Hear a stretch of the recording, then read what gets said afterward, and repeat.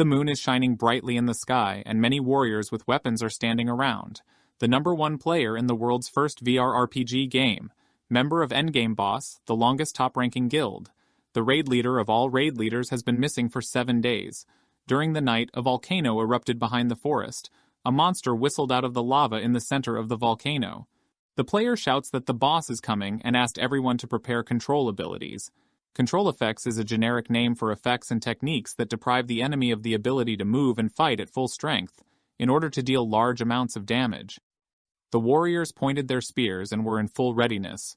The monster raised his hand and the two girls aimed their arrows in the air, but nothing came out and the arrows flew past the monster.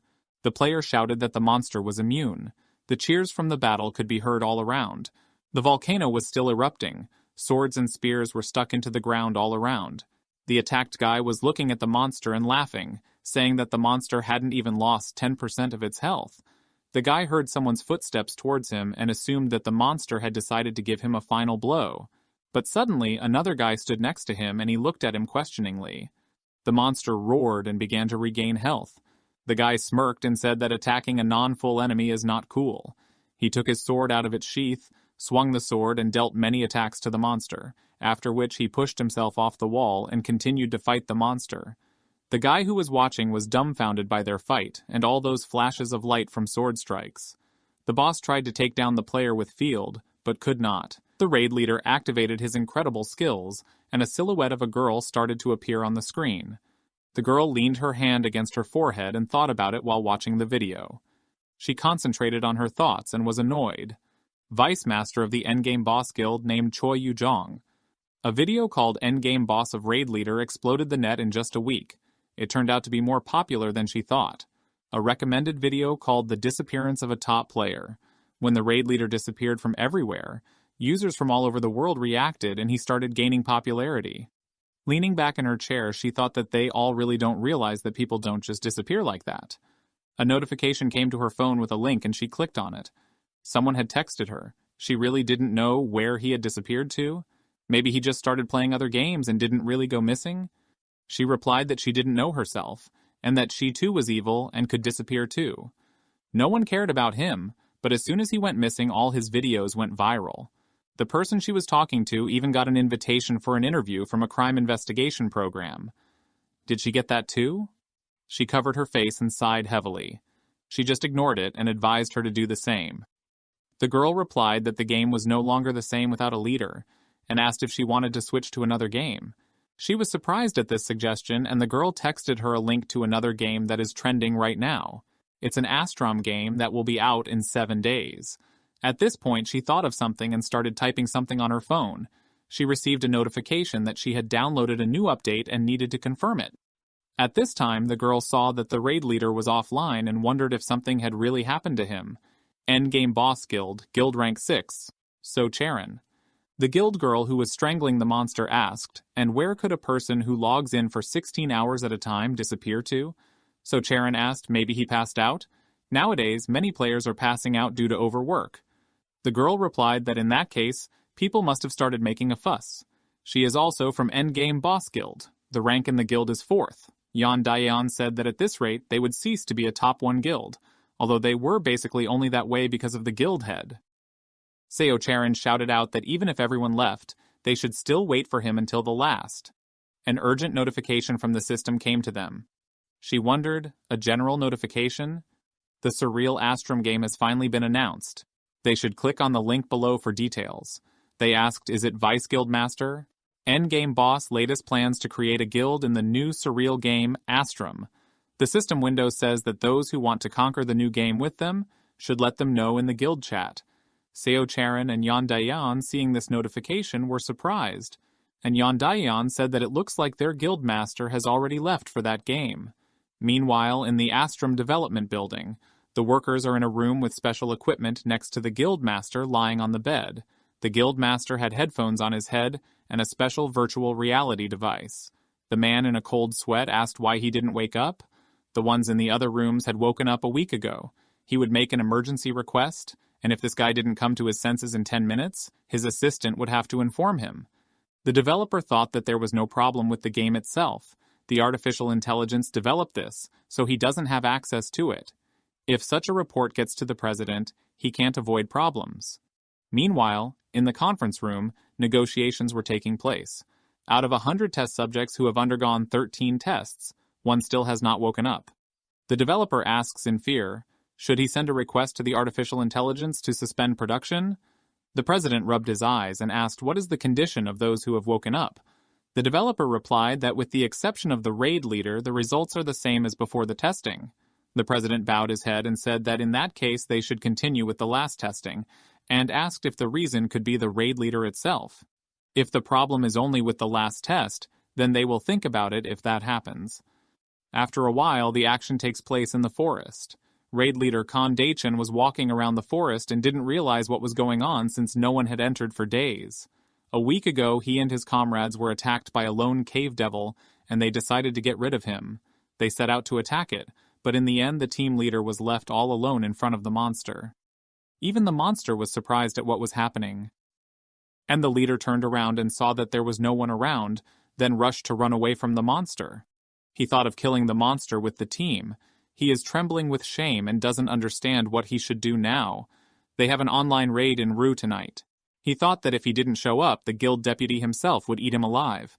The monster jumped out of the water and Daichin bounced away, bringing his sword with him. The monster was getting closer and closer, but Daichin gripped his sword tighter and went on the attack. The monster fell underground and ended up deep in a cave. The monster hesitated. The player disappeared so suddenly. I guess the monster looks pretty strong. It is a very satisfied raid boss. Training begins. Daichin swung his sword among the other players. They were wondering who this weirdo was and why he was just waving his sword around like that. Daichin didn't realize, what is this? This is already the 13th test beta. Why would the players need a tutorial? He thought it was also a village, which was strange.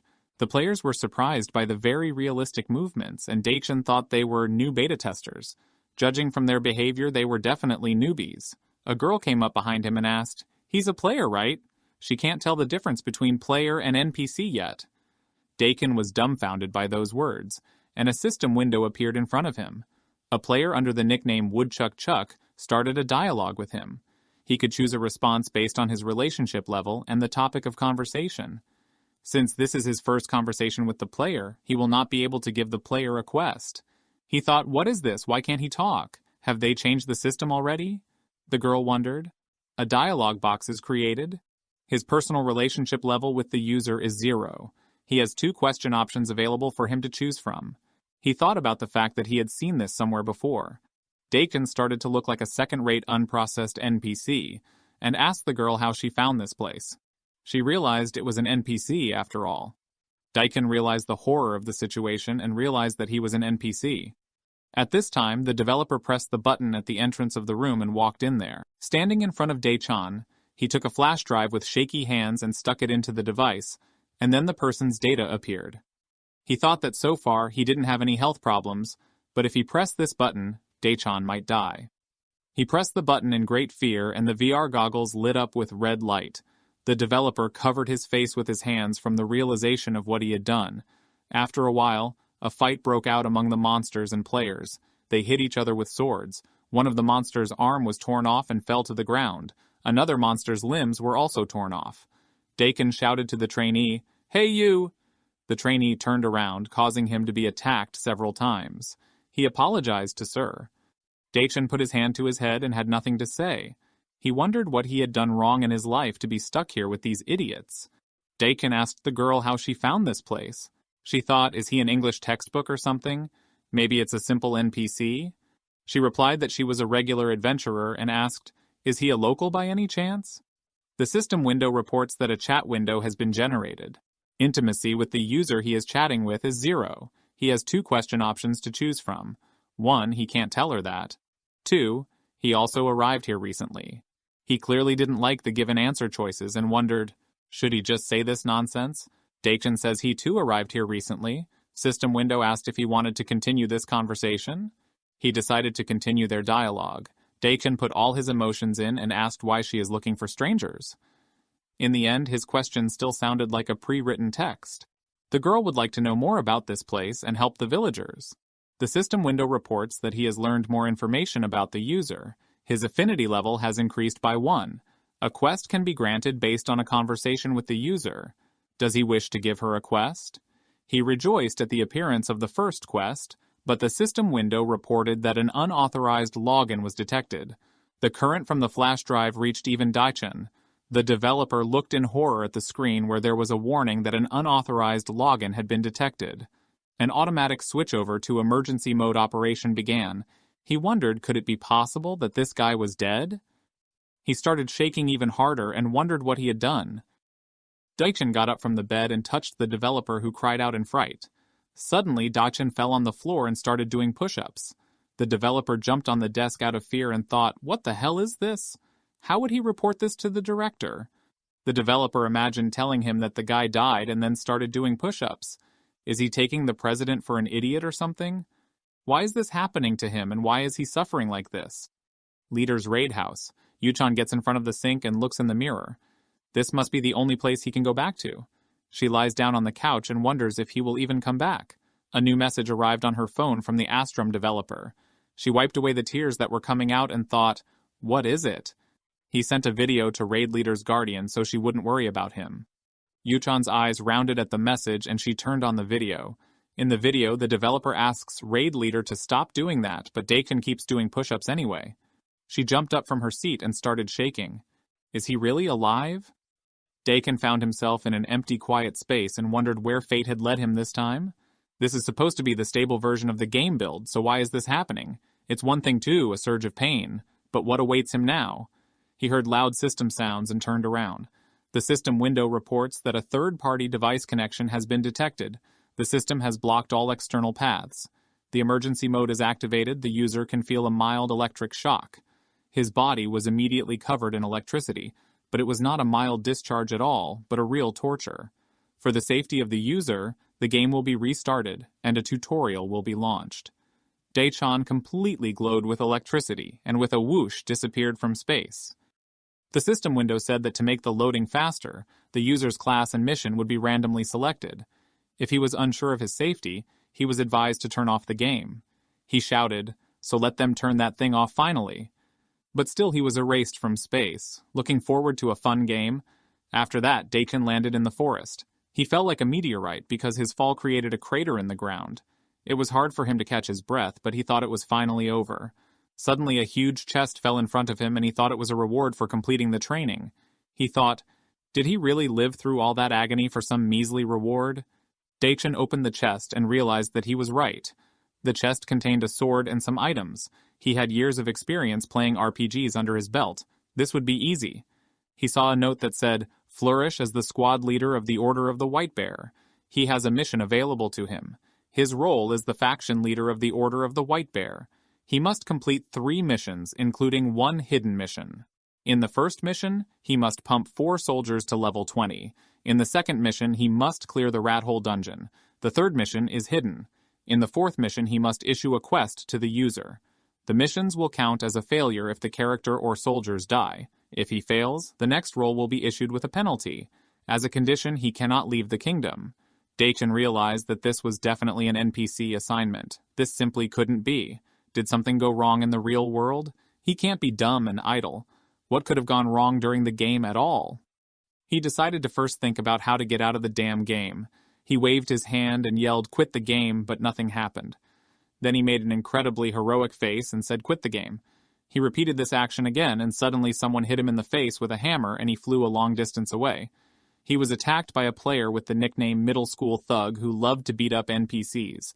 He started approaching Daichin with a hammer in his hand. The system window reports that Daichin has taken damage from the attack of the user Middle School Thug. He can now attack his opponent to get revenge. If he wins, new achievements will be unlocked. Daichin grinned and remembered that he was in a bad mood after today's incidents, but the punching bag and stress reliever had come to him just in time. The middle school thug wanted to hit Daichin's head again, but he dodged it. He doesn't know where this guy came from, but if he thinks he's a simple NPC, he's very wrong. The middle school thug wondered why it was moving like a player. He swung his hammer again and told him to try and dodge this attack, but suddenly he noticed Daichin running straight at him. He attacked the guy in the arm, but this blow was weak.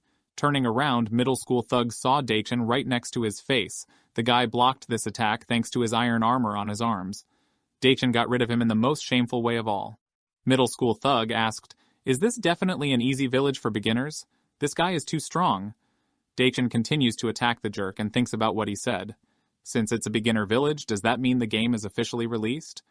He unsheathes his sword and attacks his opponent again, causing him to fall to the ground. Daichin doesn't care because he won anyway.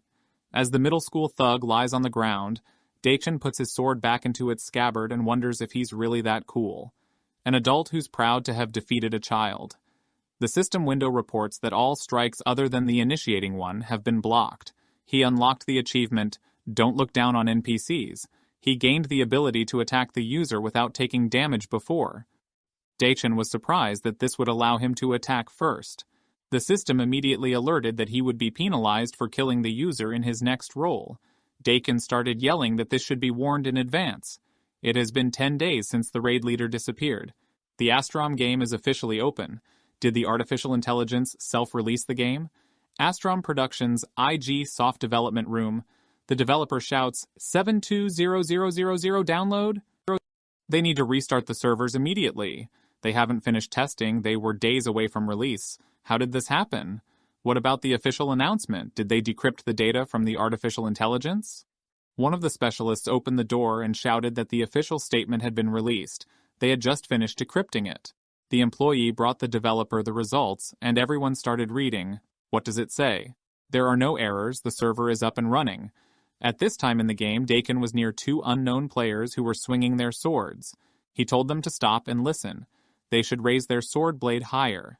They looked at each other and replied, "Yes, sir." They laughed at each other for being fools. Daichin thought, he obviously won't be able to get out of here. Not out of the game. Not out of this location. One of the guys asked if this would increase their strength. Daichin held his head up and told these ignorant fools that they had to be awesome to gain power. The guys looked at each other and replied that they would remember that. He figured nothing was going to happen and it was time for him to call it a day here. Daichin wondered if that meant he had to take orders like these guys. He took the helmets and told the guys to stop. The guys stopped and he put the helmets on their heads. He has no choice but to try to do this. The next step is a real fight. The system window says that one mission task has changed. Due to the penalty for killing a user, the conditions have been lowered to 2 soldiers and the level requirements have been raised to level 30. The guys hit the road, and Daichin thought about how the fine pisses him off every time he sees it. He shouted to the guys to wait, so that he would go to investigate first. One of the guys said that Daijang even does all the hard work himself, so what does it mean to be cool? Daijang looked at the map and thought that the place must be located here, just like in all games of this genre. He took out his sword and cut through the bushes in search of hidden places. You should usually receive a notification at this point. And so it happened. The system notifies you about a nearby user. The window will be generated to match the situation. Special tasks can be issued regardless of the proximity level. The user came closer, said hello, and said that he had heard that there was a quest monster living here somewhere. These are monsters that need to be killed to complete the task, but he didn't find any. Daijang remembered that his students had killed all the monsters in the area, so this situation came out awkward. The system window notifies that a chat window is being created based on the user's questions. For NPC convenience, the chat window will switch to quick mode. The first answer is that soldiers are training nearby. The second answer is that if he is looking for a monster, he will find it in the rat hole dungeon. Daijang chose the second answer. Next line. If the user finds a rat hole, then Daijang will give them a small reward. Second answer, it can't tell the user the location of the dungeon, because that's the job of an adventurer. Daijang chose the second option and mentally already paid the price for it. He must find a dungeon crawling with giant rats that are tormenting the kingdom's farmers. A stranger who found himself in an alien area. For travelers exploring the world, the dungeon is a dream destination. The traveler must find a dungeon where rats hide in the name of the farmers of the kingdom. Quest details are unknown due to insufficient proximity. Rewards cannot be viewed due to insufficient proximity. The user asked with shining eyes, "Quest?" He started begging him to leave it to him. Daijang sees this guy completely not so radiant with joy, but rather crazy. He is indescribably greedy. Daijang thought that this was why gamers were treated badly. He chose the answer that he was giving this guy permission to go on a quest as long as he stayed away from him. Daijang didn't even have time to finish speaking, and the guy had already disappeared. He held his head and thought, what was that just now? How do I give him a reward for the task? He decided to deal with it later and whistled to his students. After a while, the girls from the guild walked through the game world, looking at everything around them. Charing was surprised that you can even smell things in this game. Now Dagyong-eun understood why everyone was moving to Astrum. Yujong suggested that they first register a guild until the name is taken up. Charing asked why only her clothes are incredibly elaborate. She actually wants something like that too. Yujong turned around menacingly and told Charing that they needed to start a guild first. Charing was a little upset, and they moved on while someone was watching them. At this time in the forest after 1 hour of shoveling. Good posture makes a soldier stronger. Daejong seems strange that they should have already found a burrow or cave. Suddenly, that user jumps out of the bushes and says that Daejong is an idiot, since he thought it was a cave. Daejong was already scared of this jerk. This is not true, because in fact the rat hole is right here. They raise their heads to the treetops. The system window informs you that the quest is completed. This adorable user has revealed the secret of the rat hole to farmers. An hour of in-game time was spent. In addition to experience points, Daejong can choose any reward and give it to the user. Daejong looked at the system window, which has 3 reward selections. The first reward is the Kingdom Avengers quest chain. The second reward is a handwritten memorandum that can be exchanged for royal achievements, and the third reward is 2 gold coins. He thought that the memorandum wasn't enough and wondered, do they really want Daejong to give him their gold? He saw that user's greedy face and started shouting and choosing the first reward. Daejong shook the user's hand and said that he was touched by his generosity. As a member of the Order of the Polar Bear, he sincerely thanks him. But in his mind, he wanted the fool to get out of here right away. He asked him to continue the quest chain. The user smiled haughtily and ran off, humming that it was very pleasant to complete tasks. Daejong thought that he should first clear out the rat cave. He asked the 2 guys if they had heard it. He told them not to leave a single rat alive, after which they scattered in different directions and began to cut through the bushes. He saw huge rats begin to crawl out of the tree. There is a strict order of mission completion. Daejong started shouting, "The knights follow him!" He thought about how after the user completed the task, the rodents started to appear. He shouted to the guys to fight and cover each other. He thought it was extremely important that the difficulty level was too simple. There must be something else. He ran to the huge tree and wondered what he needed to do. He leaped high and pushed a tree with his foot. The mark of his foot was left on the bark of the tree, and Daejong ordered the boss to come out. Guild office. Yujong leaned on the table and said, "Endgame boss." She put 1 gold on the table and said that their guild would be called Endgame Boss. The employee is sorry to say this, but yesterday 1 person came and registered this name. Yujong asked dumbfounded, how can this be? What crazy freak dared to steal their name? She demanded to know the name of the guild master. The employee said the man's name was Middle School Thug. At this time, Daejong was hit by needles from the tree and began to fight off these attacks. The tree began to rustle its leaves and a monster hedgehog fell out with a whoosh. Daejong thought, why is this hedgehog so cute? Hedgehogs are always cute, but he needs to cut it in half. The system window informs you that the secret mission is unlocked. The requirements for opening the 3rd hidden mission were met, and the formation of the mission task began. He was surprised, the 3rd mission, and remembered that this is the hidden mission. The system window tells him that he needs to tame the boss by any means possible. Daejong didn't understand. Tame what? Meanwhile, the hedgehog ran to attack Daejong. He asked if they were bullying him. After a while, the white flag flutters in the wind. The rats have given up and accepted defeat.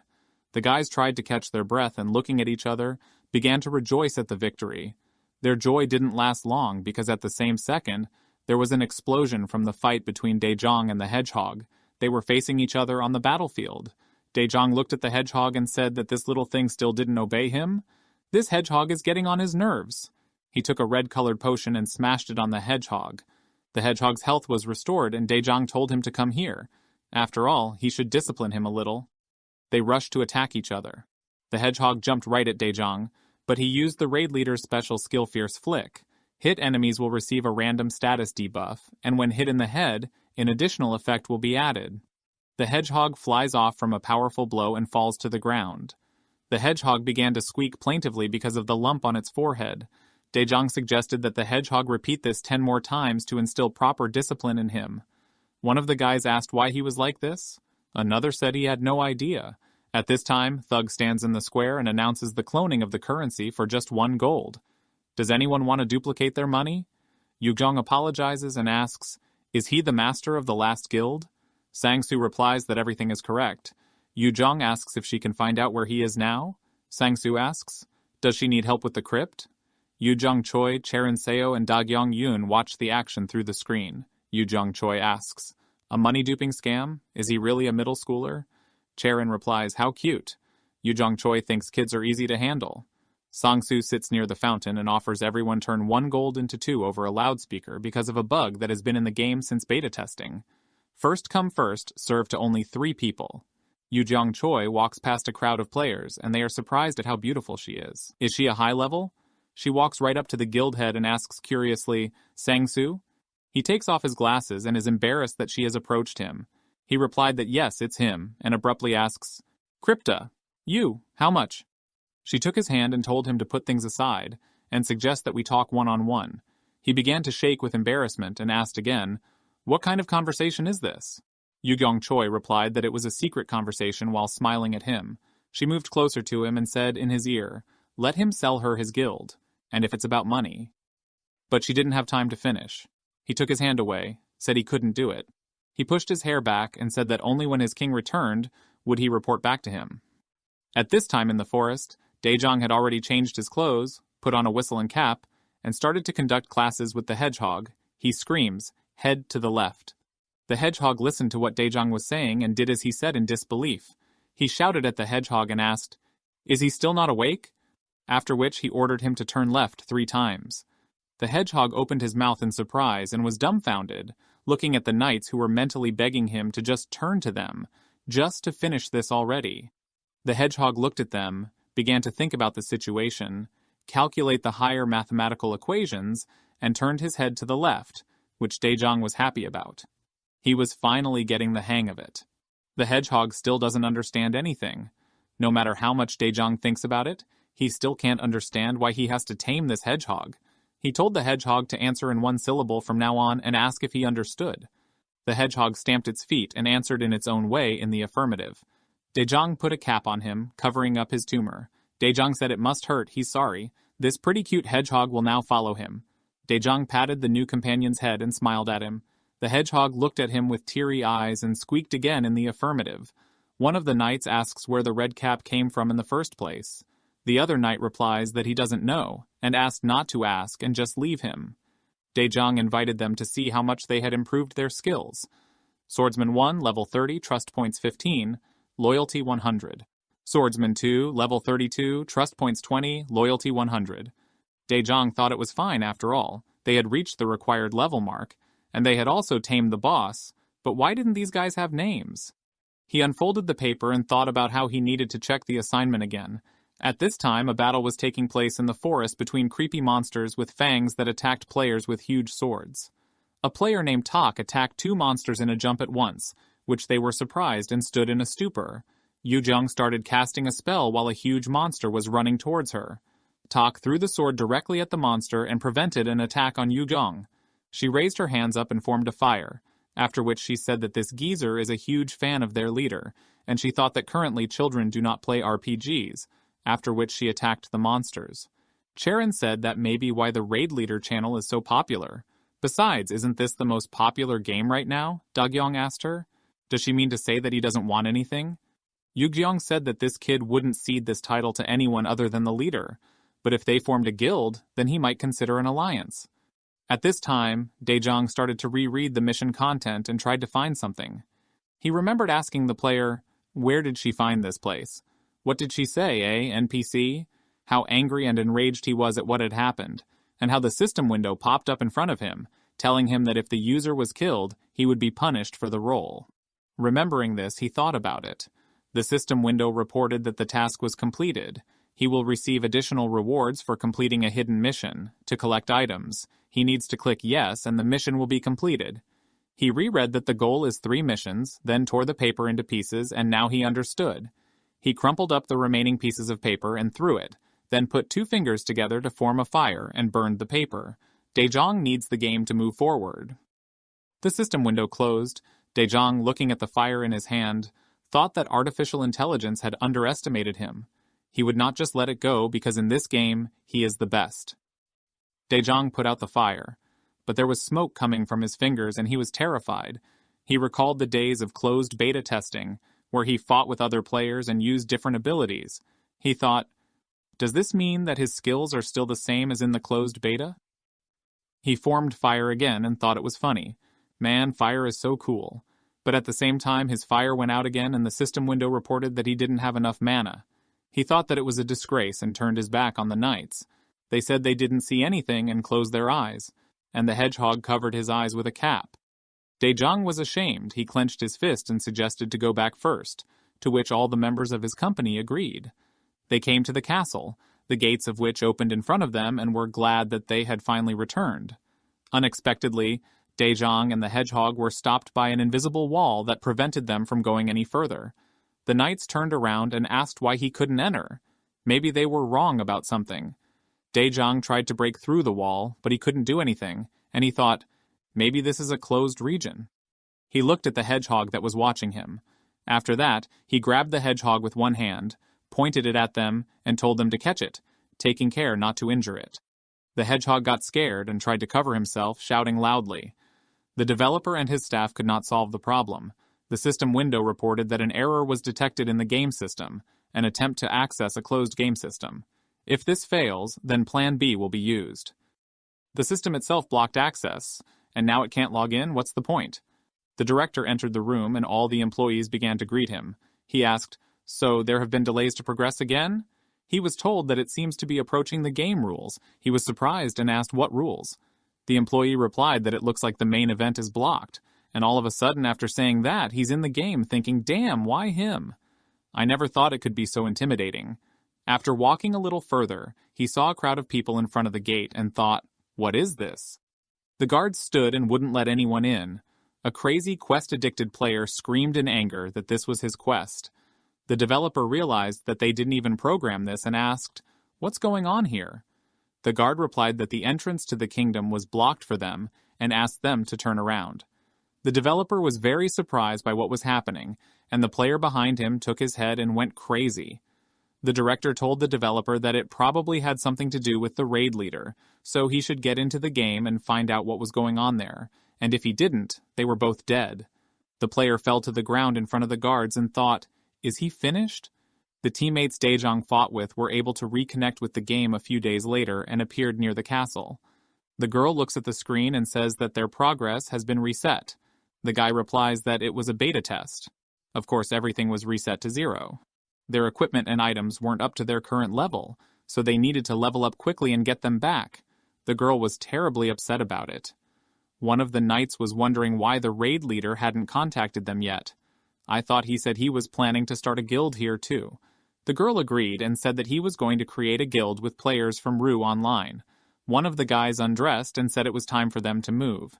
The other knights reacted strangely to him, but he said that they needed to go back to the cave to capture the lone demon king, along with the guild master. At this time, Daejong threw the hedgehog right into that wall, but they both flew away from it. One of the knights asks, that's a bunt, right? Daejong, pulling out the hedgehog needles from his forehead, asked why it didn't work. The system window reminded him to complete the mission. Failure to clear the mission will prevent further progress, so he needs to complete the mission. A bonus reward has been added. If he wants to get a reward and complete the mission, then he needs to click yes. Daejong pushed his hair back and thought that this was how it should be. He clicked yes and told the system to do it right next time. After that, the barrier disappeared. Daejong helped the hedgehog up and adjusted his cap. The system window informs you that a different role will be assigned to it for more even promotion. The knights shouted, Raid Leader! He needs to become a mentor for the monster and change the depressed slime to a powerful one. Daejong thought, what does this mean? After saying that, he started to disappear and moved into the dungeon, which surprised him greatly. He looked around and a chest appeared in front of him. Seeing this, he asked, now the system doesn't even ask for his permission? Meanwhile, near the gate, the knights noticed Daejong disappearing and said that he didn't even say goodbye. Daejong said that he wanted to take it easy, but now it hurt his feelings. The hedgehog got on his back and looked at him happily.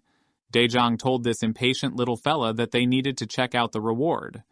Suddenly they heard a loud growl, which they found quite creepy for this cave. They turned around and Daejong took out his sword. A huge skeleton appeared in front of them and started attacking them, but it blocked the attack. Daejang dodged while holding the hedgehog in one hand and asked, "So this is how they play now?" He activated the raid leader's special skill and aimed fire at the monster. This is a pillar of flame that is designed for a limited period of time. He attacked the monster with ease, and it flew a long distance away. At this time, the player asks the girl at the counter, "Is the name Endgame Boss registered?" She agrees and asks if they would like to join this guild. All 4 players agreed. They brought up a low player who said they were the group that defeated the boss during beta testing. They want to join the guild because they want to fight alongside Daejang. He asked me to put them on the list. At this time, there was Sang-soo in the forest who thinks that something is wrong here. For the past few days, he feels like someone is following him. He looked back at the bush where something was rustling and moving. He remembered how he had offered players coin cloning and thought that it might be one of the players whom he scammed. Picked up a rock from the ground and said, "Hey, hey." He turned around and threw a rock right into that bush, but nothing happened. After this, he clearly needs bodyguards to protect himself. He's already having a nervous breakdown from this. He was leaning against a tree and looking through the Endgame Boss Guild window. Guild applications, 1991 applicants. 300 APM, 12 DPS. Police Department Jailer, level 30, support. This is not what he needs. He clicked on the intro button. They are the team that defeated the boss during beta testing. They want to join the guild because they want to fight alongside Daejang. Did Jelly My Fave write this? A team from beta testing? He pushed his hair back and thought that they were his new subordinates. By doing this, he will be one step closer to his goal. After a while, the hedgehog is sitting on the ground and eating a nut, and around it, explosions began to occur from Daejang's blows to the monsters, the remains of which fell to the ground. The skeletal remains began to fly everywhere and hit the hedgehog.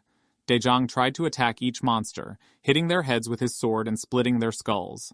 One of the monsters pointed a crossbow at him and drew an arrow, but he fought back and split the skeleton. The hedgehog grabbed a bone from the ground and made a sharp killing weapon out of it, which he began to swing in different directions. Daejang thinks that his body has become much lighter. Holding the back of his head, he opened the system window, clicked on the chest, and decided to see what they had put for him. The chest opened and the system window showed Loot, Soul Collector's Earring, Growth Type Item Classification, Current E, 1 rating out of 10,000, Stamina and Mana plus 500, Intelligence plus 5. An artifact used by a legendary potion master who wore it at all times. After the experiments he conducted, it turned red. Perhaps there may be a special secret to this earring. The Zookeeper's Belt, an unidentifiable classification, has 5 uses left. This restores the damage, stamina, and mana of all of the user's creatures. When certain conditions are met, this ability will be unlocked. When the number of hits reaches 3, the item will be unlocked. The current number of hits is 1. Daejang thought they were giving him items like he was a player. He needs more information. In any case, if things are like this, then things will be different. Mission accomplished, he took the items with him, but he wondered if he was going to suffer again. The system window reminds him of his mission. He has a completely bad feeling about depressive slime. But before he completes the mission, maybe they need to do some more work. But where should he look for this slime? The hedgehog pointed with its paw to the right side, where there was a lot of colorful slime, but it wasn't the slime Daejang had imagined. It's a little different from what he expected, because normal slimes usually look cute. He grabbed the sword and said that it was even better that way, because he would get rid of them without the slightest sense of guilt. He cut down 3 slimes, but it seemed strange to him. He jumped away from the slimes and looked in fright at his sword, which had the remnants of the slime on it, which started to destroy the sword. Hedgehog fights against slimes with his new cool weapon, but it also began to melt from acid. He asked the system to show basic information about the enemy, and it really turned out to be acid slimes, which he found interesting because it would be more fun to destroy. Entrance to the dungeon. The developer wondered why they were doing this to him. Why did they decide to make this game so painful? Suddenly, there were strange sounds coming from the dungeon, and he thought that if he kept putting it off, he would get into trouble. This area is still under development, so no one else but Daejang would have poked their head in there, right? It would be great if someone else was there. He opened the equipment window. He'd heard that many games gave their employees full uniforms, but not this damned company. They must beg the AI to at least grant them access. He put on his equipment, got up, and entered the dungeon. The system window says that a message from Yu Geong was sent from the phone. Does he want to see it? He narrowed his eyes and sighed, thinking, this woman again? At this time, the hedgehog held his molten tool and sobbed over it. Dajong said that bones melt faster in acid. When they first encounter an opponent, they must land at least one hit to gain information about them. Now that he knows these monsters are acidic, they'll be fine. He patted the hedgehog's head, saying that he didn't need to cry over it. When they got out of here, he would make the hedgehog even better than the last weapon. The hedgehog was surprised and began to tell him something. Dajong said that they can't think about strategy but just attack from a distance. The hedgehog looked at Dajong with a puzzled expression while he created a fire to ignite his sword. This is a special skill of the Guildmaster, Flame Aura. The skill thickens and releases the magic power of fire. Dajong swung his sword and shouted, "Come out!" Practical skill Exuberant Aura flying everywhere. Let them report where their friend Depressive Slime is.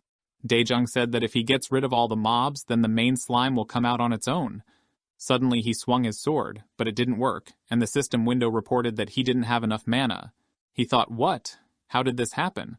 But at this moment the slimes were already approaching them, and they decided to take their only chance.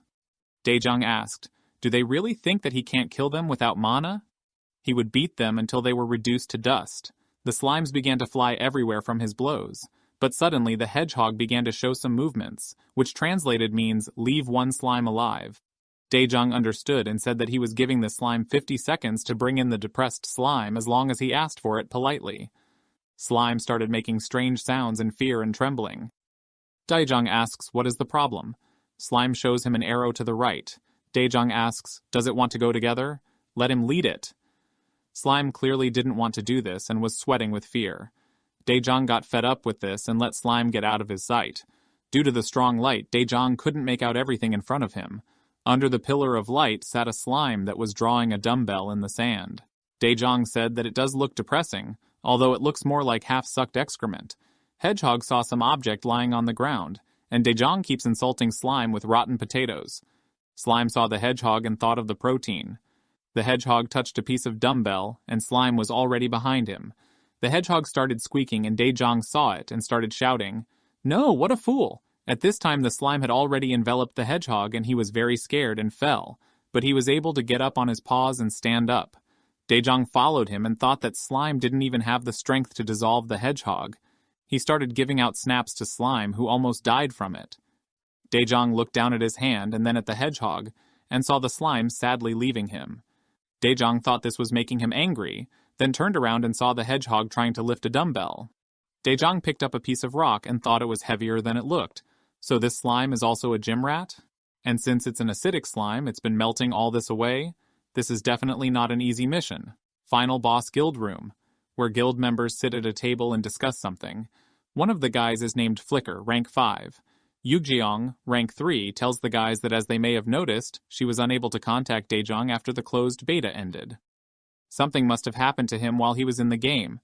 Dagyung Yoon, who is ranked 4, asks, so this is Astrom's doing? Charon, who has a rank of 6, replies that she thinks so. Yugong puts her hands on the table and asks, or what? He's actually dead. If it wasn't him, what other idiot would use the nickname Raid Leader? It's a nickname he's used since the beta and the ID is still taken. Dagyong says she knows that's not what they meant. Charon replies that she is right. He hadn't received an invitation from either his friends or the guild. Tak Guan, a rank 2 guy sitting next to them, asks Yugyeong if the company creating the game has contacted her in any way. Yugyeong replied that they were still sending her automated replies, so she sent them another message. Tak Guan says that since they have no other options, they will have to look for clues in the game itself. Have all the guild members moved over from Rao Online yet? Yujong replied that almost everyone had moved except for some members who wanted to stay there. Everyone is complaining that the guild's name changed. For now, Charin, Daegyong, and Yugong will help the guild members adjust. She asked Tak Guan to focus on leveling up. They nodded, and Yugong asked Kong one last time, when will the slow season start again? He smiled and asked her what she meant by slow season. He told her it was off-season. At this time, the depressed slime falls to the ground, after which the hedgehog begins to reprimand it, putting its paws on its sides. Daejang wondered if he was doing something wrong. It respawns every 45 minutes, and since that was the 4th time, it's already been 3 hours. But during that time, there has been no change at all. He thought that if he forced Slime to train, he would change or something, but it turned out that it wasn't that easy. Come to think of it, even the rat hole quest was very strange. Now that he think about it, a slime being a gym rat is also weird. Hedgehog counted the number of push-ups Slime did, but Slime got tired and fell to the ground. He knows exactly the answer. Slime got up and started explaining something to them. Daejong and Hedgehog sat on a rock and stared at it. They didn't understand what Slime was saying at all. It would be great if someone translated this nonsense for him. Suddenly, the Hedgehog looked at him happily. Daejong says that this guy is definitely giving him hints, but there is no player around to help. No swordsman to command. No information about the quest either. The Hedgehog tried to draw attention to itself and shout something to get Daejong to look at it. But the guildmaster was still in his thoughts and thought that there was no explanation, even though he needed to use everything he had here. And suddenly he looked up at Slime and Hedgehog, saw something, and was very happy. He decided that he would just beat up Slime until the problem solved itself. The Hedgehog looked at him thoughtfully and smiled. A few minutes later he attacked several Slimes again and collected the diamonds that fell from them. There were already 100 of them. Daejang said it's a great move to start collecting crystals early, so this slime is actually quite useful. When the Hedgehog looked at the sad slime, he came up with an idea and started telling Daejong about it. Daejong asked, "Does he need to create a non-melting barbell? If it's just that, then it will be easy." And Hedgehog and Daejong gave each other a high five. Slime was still making some sounds, and Daejong asked, "What does it want? What is he asking for? It only takes him a couple of seconds to create it." He opened the system window, picked up 2 axes and 100 stones. This is why players need to have at least a few skill points in the forging skill in an RPG game. He placed the molten crystal in the axe and combined it to create a blue flame in his hand. For an unpredictable game like this, a normal barbell wouldn't do that, right? He touched the invention with a blue flame and a strong light appeared, which illuminated Slime, an exclusive weapon just for this gym rat. It doubles as a barbell. Slime sobbed and screamed when he saw this. Daejong suggested that he try to pump it up. Since its acidic nature melted everything it touched, the slime grew depressed since it couldn't get his reps in. For Slime, he is literally a benefactor. This slime will be loyal to him for the rest of his life. And suddenly, right in front of their eyes, Slime turns into a huge pumped-up monster with tears of joy in his eyes. At this time, the employee decided to look at the message from Raid Leader's Guardian. She asked why she still couldn't get in touch with him. This training video wasn't made in advance, was it? He sent her a message that she can view his health status every day by opening the additional attached data. Outside of emergencies, reports will be sent every 2 weeks, so they ask her to be patient. Employee never be able to understand this woman. He went further into the cave and realized that there aren't any problems with the monsters respawning, but why isn't the environment repairing itself? He clicked on the camera in the system window, and now he finally understood the AI's reaction. There is definitely something wrong here. He went further into the cave and saw something, which made him ask in fright, "What is it?" A tunnel appeared in front of him and a system window popped up, which informed him that the server was being updated. Access was denied.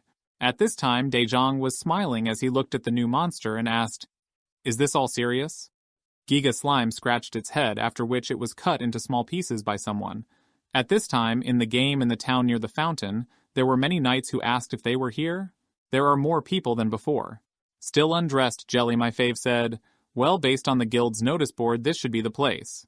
The endgame boss guild bulletin board is located in front of the fountain in the village square.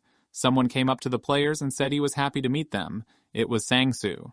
As expected from experienced subordinates, he is satisfied. Everyone looked at him with disgust. After that, Sangsu pointed a sword at them and said that when they see the master, they should greet him. Jelly My Fave asked what's wrong with this person with 8th grader syndrome. Then he grabbed him by the shirt and asked if he wanted to die. At this time, Giga Slime broke up into small pieces because it was attacked by another stronger monster named Baron Cave Mantis. The monster approached Daejong and wanted to attack him, but Giga Slime was nearby and killed the monster by hitting it on the ground. Regeneration. Unless the core is destroyed, the slime infinitely regenerates. Giga Slime grabbed his weapon and decided to attack the monster again. They had a serious fight, as Slime remembers the times when this monster scared his slime brothers. So at the moment, this slime was very angry and aimed to destroy this monster. Daejong thought, "A named? Where did that come from?" A monster is a praying mantis that has lost its friends. Giga Slime spun his weapon in his hands and started attacking Mantis. These monsters were still fighting, trying to attack each other. Daejong said that this gym rat isn't half bad. He asked the hedgehog if they would watch it for a while. The mantis almost took out the slime's life core with its sting, but the slime took the mantis by the head and threw it to the floor. Giga Slime threw the mantis into the cave wall, and a loud explosion occurred. Daejong started applauding and said that raid leader is satisfied, and the hedgehog was surprised along with him and was also very happy. At this time in the city, Sang-soo attacked 4 players, but he was also hit in the face. He pulled his hair back as usual and told one of them that if he underestimated someone, he should keep in mind that he would pay for it. Jelly. My fave looked at it and felt a familiar feeling. This kid really looks like a raid leader. One of the players asked if the fighting style was similar, right? Sang-soo, level 21, Jelly My Fave, level 5. After that, Jelly My Fave suggested that players agree with everything until they meet a real guild master.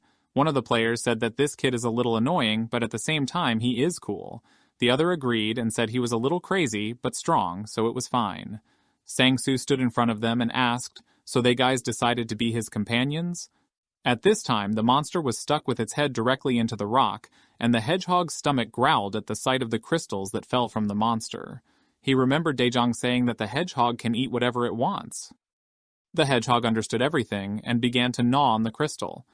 By its appearance and tear of happiness, you can say that it is definitely heavenly flavor. But suddenly the slime that was crawling out of the monster began to approach the hedgehog while it was eating. Slime jumped on the hedgehog, which started screaming from fright, and flames came out of its mouth directly at the slime. Meanwhile, Yujong was looking at the screen in shock. She decided to search for articles about the leader raid on the Astrum forum. People were wondering, is it true that the raid leader is missing? Who used the nickname Raid Leader? Endgame Boss Guild has moved to Astrum. Will it be possible without a leader?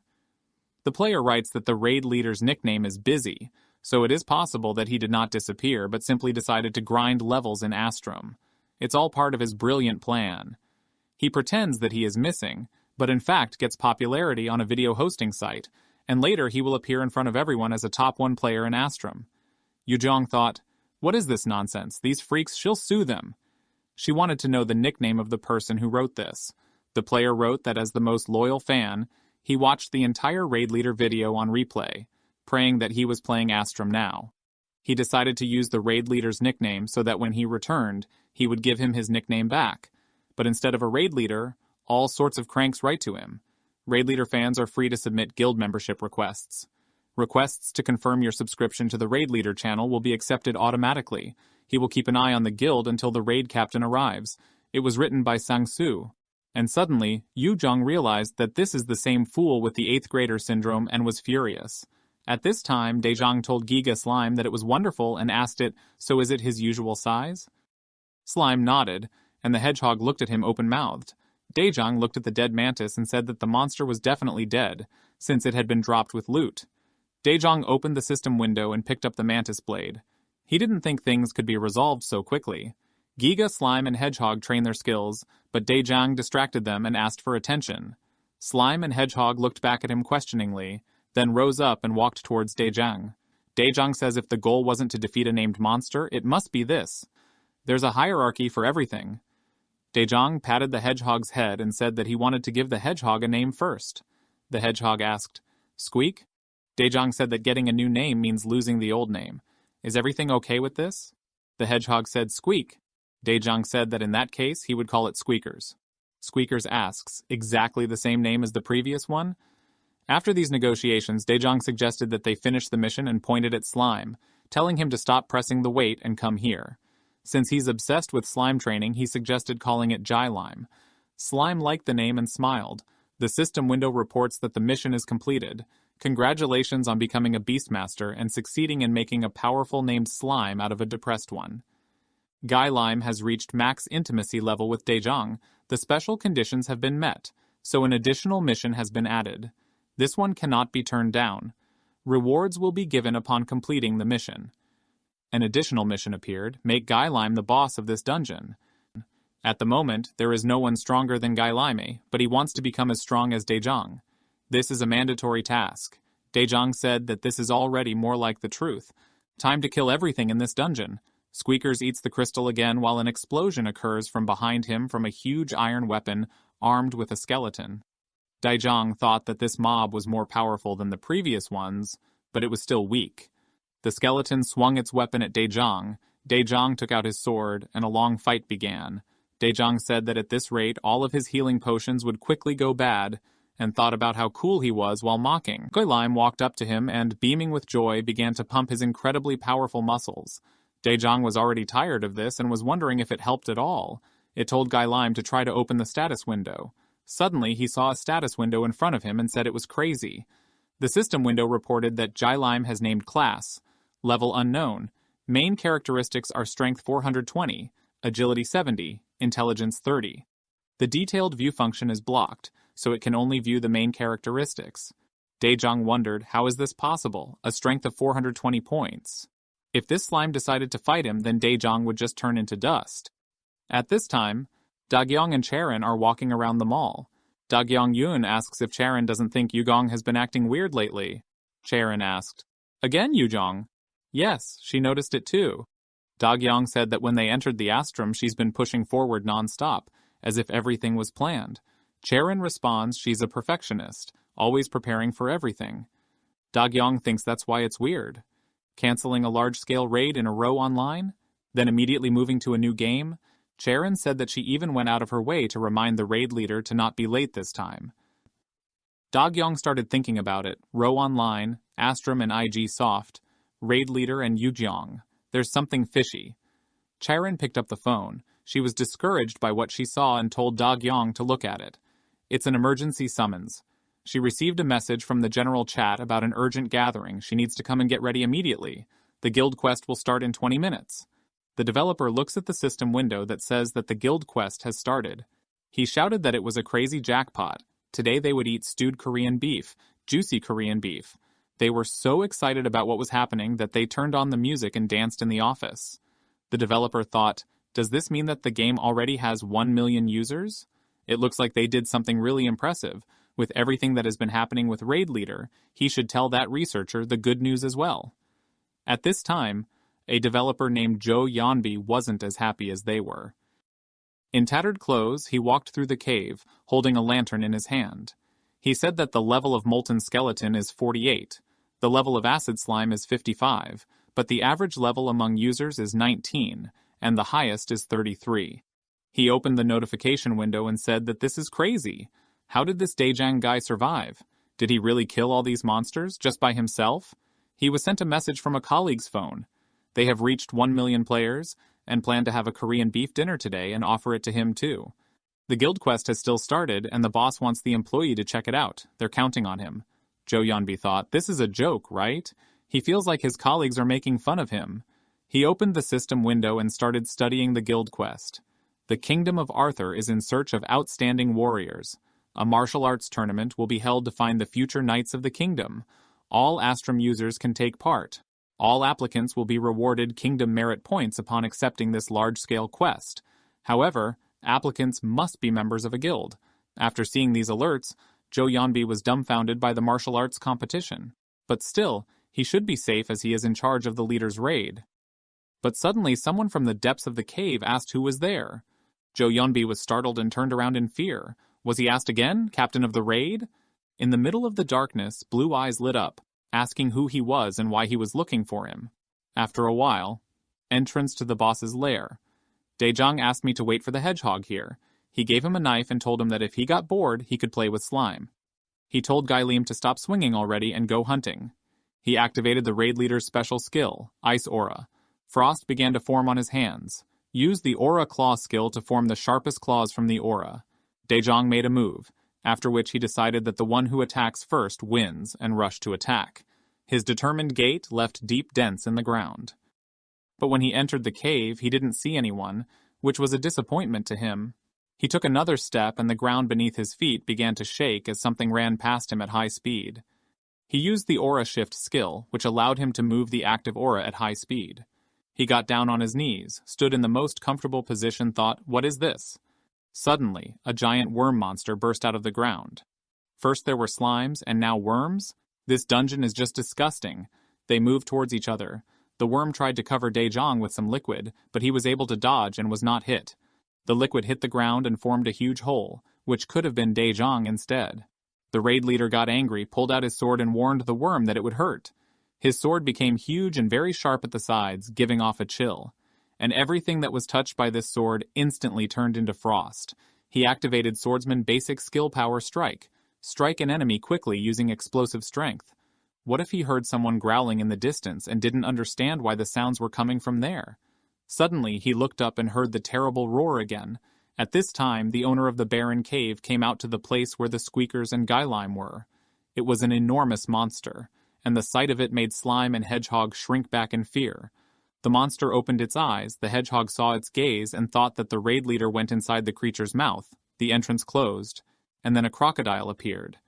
Did Daejong get eaten? He froze in fear. Slime does not understand what is happening around him at all, and suddenly the hedgehog needles begin to burn and become covered with bright flames. He screams a lot, and the flames are even in his eyes, and out of his anger he directs the flames at the monster. Squeaker's exclusive skill, "This is fire, Squeaker," spit out a fireball. Using the Aura Rampage skill, the aura is scattered everywhere. The monster lights up with a bright light, and the hedgehog sees Daejong break through to them and insert a sword into the ground, after which an explosive wave occurs. Hedgehog is very happy that Daejong is alive and now near them. Blood appeared on Daejong's face, but it's the blood of a monster. Squeaker is so excited to meet you that he flies into the raid leader's arms. Daejong hugs him. But because of the flames on the hedgehog's back and Daejong's fingers, smoke appears, and Daejong feels that it is very hot, pushes it away from him. Slime looks at them from afar and smiles with sweetness. At this time, a monster with blue eyes begins to approach Jo Yeonbi and utters incomprehensible sounds. He falls to the ground and asks in a shaky voice, "Is this the raid leader?"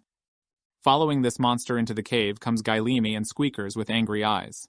Daejong notices Jo Yeonbi and asks, "Is this a player? Researcher from IG Soft?" They get closer, and Daejong asks loudly and insistently, grabbing him by the clothes, "What is he doing here and what is going on there?" Jo Yeonbi says in a shaky voice that he can't understand a single word of what he's saying. Is this really a raid leader? Daejong, in the form of a monster, keeps telling him something, but Jo Yeonbi asks again, what happened to him? The raid leader led the way. The system window informs you that it automatically moves from the moment the mission is completed. It will be given a new mission and role. This was unfavorable for Daejong, and he spoke out. What a horror! And at that moment, the Squeakers started to dissolve into pixels. Daejong noticed it and shouted, "Damn it! They'll meet again outside when Daejong gets out of here." Jo Yeonbi started to get up from the ground, and the system window reported that the dungeon was about to restart due to a system error. And, for the sake of user safety, the system would be forcibly shut down after 30 seconds. Jo Yeonbi was at a loss because of the mistake, and thought that it meant that it was definitely Raid Leader. He adjusted his glasses and noted that since the beta was completed, not a single problem has been fixed in the program. It turns out that the only way to find a leader must be this thing. Guylime stayed with Jo Yeonbi and took a look at the developer, then swung his weapon and attacked him, leaving only pieces of him. At this time, Daejong finds himself in the forest again, throwing a stone in anger and does not understand what kind of cursed game this is. This is always the case when he comes close to solving a problem. Suddenly a chest appears in front of them, but Daejong kicks the chest open with his foot and mutters that this nonsense doesn't help either. What a character he has. The system window reports that the mission has been forcefully resolved as the player did not check it in the given time. A greater reward is granted from clearing a chain quest. Rewards will be given immediately without confirmation. Daejong is furious and confused. He shouts that he can't even hit this system window. It's so infuriating, at this rate he's going to go crazy. He sat down on the chest, bowed his head from fatigue, and the notification came back to him. A new function has been added in order to proceed with the next mission. Manage Forces has been added. This is a function exclusively available to a high-ranking NPC. When the Manage Forces window is opened for the first time, a tutorial will begin. Daejong thought about how at least he got something out of it. Judging by the fact that the researcher was immersed in the game, there are no problems with Daejong's body in reality. He is sure that the researcher came to understand what is happening. Obviously, they don't let him out for some specific reason. He's sure that Astrum needs him. They mentioned that Astrum is a game in which artificial intelligence bases the gameplay on the received data. In that case, are they going to fill in the missing game data using it? Even the last few missions were different from other normal quests. These weren't even quests, but missions.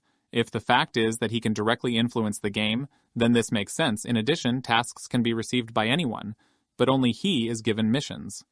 During such a long discussion, the hedgehog plucked and smelled flowers near Daejong. Daejong got up from his seat, flexed his hands into a fist, and thought angrily, "That's it, Astrum is still in development. The end of the game will be the moment of completing the Astrum." Well, knights in uniform rode their horses in the thick of the forest. They drove up to Daejong and greeted him. Daejong turned around, and after taking a closer look, he still remembered them. They opened their helmets and shouted with joy, "Raid Leader!" Daejong greeted them, but who is it behind them? They introduced him to their new colleague added for this mission. The mage said hello, but didn't reveal his face and said that he was recently assigned to a border patrol mission. Daejong asked thoughtfully, "Border patrol?" The system window informs you that a new mission has been created. Protect the borders of the Kingdom of Arthur. Role: Leader of Border Patrol of this kingdom's Order of the White Bear. Its goal is to complete 3 missions and 1 hidden one. The first mission is to achieve the closest communication with subordinates. The second mission is to protect the borders during the guild quest. The third mission is to restore the walls. The fourth mission is hidden. The mission will fail if the character or soldier dies. If you lose, the penalty will be given next time. Condition: other users cannot be used. Daejong asked, why would he do that? He didn't open the chest because he wanted to rest. So this is how it's going to be, huh? Daejong turned to the new mage and offered to see what he could do for him. The system window reports that the soldier's name is Mage 1, level 30, popularity 10, loyalty 50, affinity 0. Daejong thought that this wasn't too bad, the same stats as the swordsman before they left. He decided to check on the swordsman's progress since their last meeting. The first swordsman has level 41, popularity 30, loyalty 100, proximity 80. The second swordsman has exactly the same indicators. They're even a little worried. Daejong looked at them and said with a smile that the guys did a good job. At this time, after the Guy Lime attack, a semicircular object and a notebook fell out of Zhou Yonbi. Suddenly, from somewhere, someone called Guy Lime and asked if he could hear him. It was Daejong and the Squeakers who communicated with him through the rune. The raid leader informed him that he would summon him soon, so he should keep leveling up instead of fooling around. Even if Guy Lime tries to answer him, Daejong still won't understand, so it's okay if he doesn't say anything. Finally, he told him not to lose this runestone. Guy Lime made a strange sound, rubbed his finger at his temple and thought, then the runestone fell to the ground. Guy Lime reached for this stone and remembered the molten bar, which made him sweat all over and worry that the runestone would melt as well. Nothing happened to the runestone, and he let out a sigh of relief. He put the runestone into himself and turned his attention to the notebook with inscriptions, where it was written about the beta test of the leader raid and the bug report. The system window reports that this is summoning rune, item grade B, rechargeable item, can be copied, can be used after 24 hours of initial copy. The same type of stone is duplicated and passed to the target specified by the user. The caster can summon a target holding a cloned runestone in the desired location. Can be used as a walkie-talkie at any time. Currently, 1 copied runestone has been created. Daejong took out the stone from the chest and said that it has many functions. He needs to give it to the swordsman and Squeakers too. Then he saw the necklace. This is a soul collector's necklace, growth type item, item rating E, strength and mana plus 500, agility plus 5. An artifact used by a legendary potion master who wore it at all times. After all the experiments he conducted, it turned red. This is one of his 5 most prized possessions. Bonus effect when worn set, regenerate 1 mana point per second. Daejong wondered, another soul collector's item? Is there a set? The type of growth, even the set, is very cool. He put a necklace around his neck. The game maniac goes crazy for items. The hedgehog lay on the ground nearby and scratched its side, saying that Daejong was easy to please. Daejong decided to check out the earrings as well.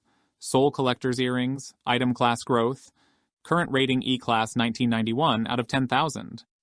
He looked thoughtfully at the system window and wondered, did he kill approximately 2,000 slimes in the Jylime dungeon? The necklace scores are the same as the earrings. Suddenly, one of the knights called out to Daejong and said that from now on he should walk around in this, handing him a cloak. Daejong asked why he needed Rob. The knight replied that he needed to hide his identity, after which Daejong asked again, does he need to hide himself? The knight handed him the paper and informed him that this was the king's decree, showing the royal seal on the letter. Daejong thought, orders from the king, huh? Is this part of the mission? The knight pointed out that he didn't get it directly from the king, but the royal seal is real. Their majesty must have recognized the raid leader's abilities. Another knight asked him to open it quickly. Daejong grabbed the letter and opened it. This email is intended for squad leader of the Order of the White Bear. He is expected in a village near the borders of the kingdom, so he must go there before starting the mission. Daejong peered at the letter and read that he knew its secret. Daejong started to think, what could this be about? What was his secret? Why is he acting like this and talking about a secret that Daejong doesn't even know about? Judging from the fact that the quest didn't appear for these guys, even though they are also NPCs, he guesses that it will work in a village near the border.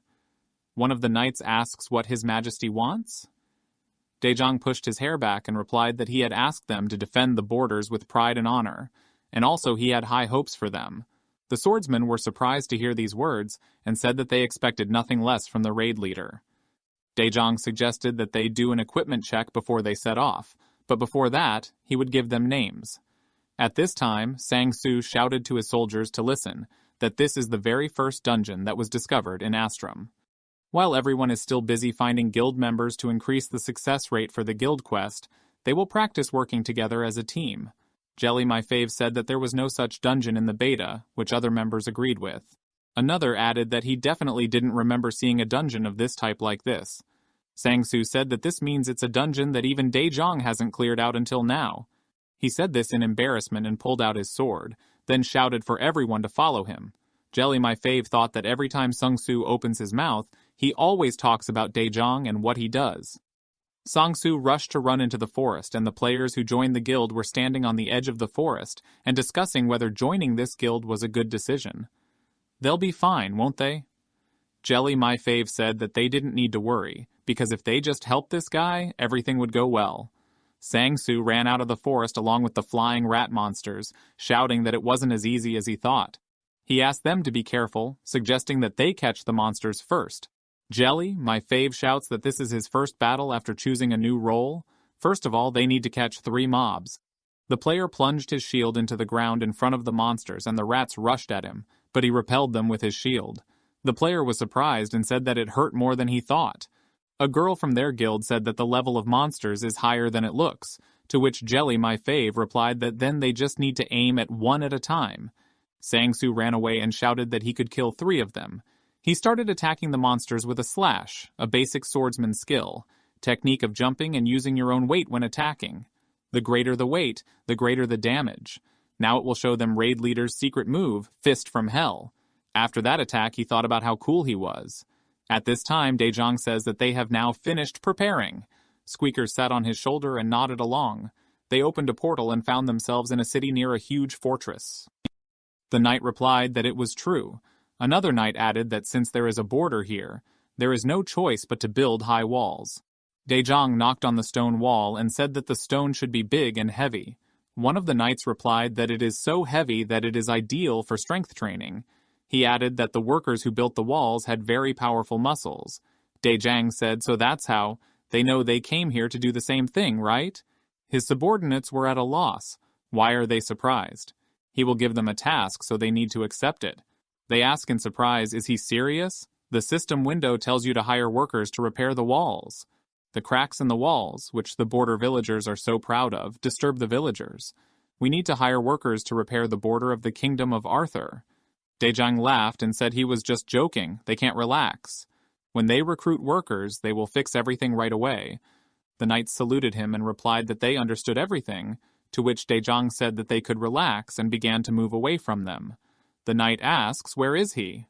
Daejong looked at the stone wall where the dent had formed, and thought that such a dent would not just happen, so he is going to walk with this magician guy. They continued together along the high stone wall, and Daejong thought that since the intimacy with the 2 swordsmen had reached the maximum level, he should focus on this guy. Daejong asked if he had ever been to the border village. The magician got excited and replied that this was his first time. Daejong said that he didn't look surprised when he saw the wall, so he assumed that the magician hadn't seen it before. The magician replied that when he was in magic school, they often used magic to look at the border. Daejong replied that he understood and asked how long did he study there. The magician replied that the training took place for about 10 years. Now he left the school for the first time. Suddenly, Daejong grabbed the magician's hat and lifted it up, after which he saw that it was not a guy at all, but a girl with blonde hair.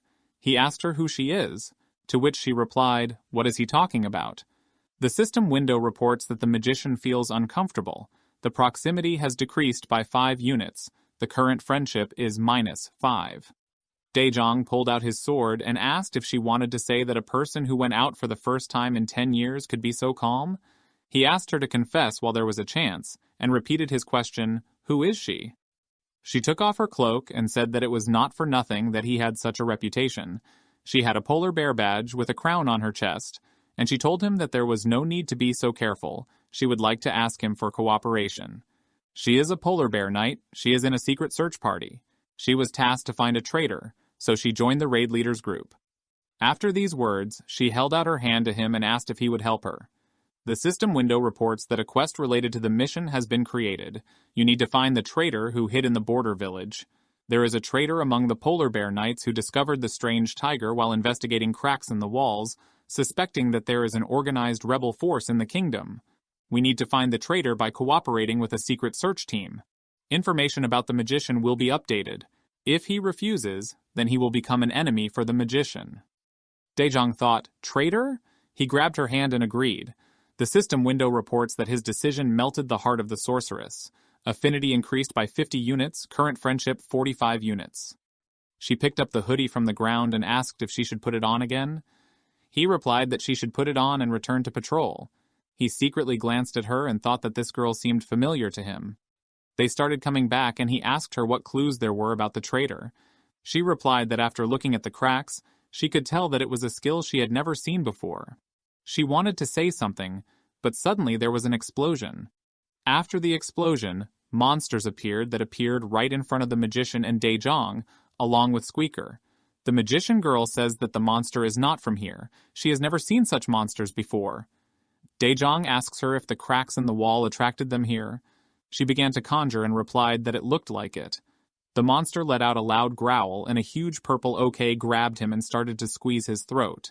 A little earlier, the mage had said that after examining the cracks in the wall, she could tell that they were created with a skill they had no record of. She said it might be related to black magic. The monster began to growl, and a black haze appeared from its mouth, which filled the entire space. Daejong went on the attack and said that's who made the cracks in the wall. Daejong aimed his sword at the monster and pierced through his body. Squeaker at that time was behind Daejong.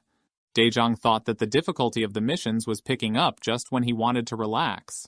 Squeaker got ready and the girl was surprised to see the flames coming from him. Suddenly, Squeaker and Daejong caught fire and decided to use as much force as possible.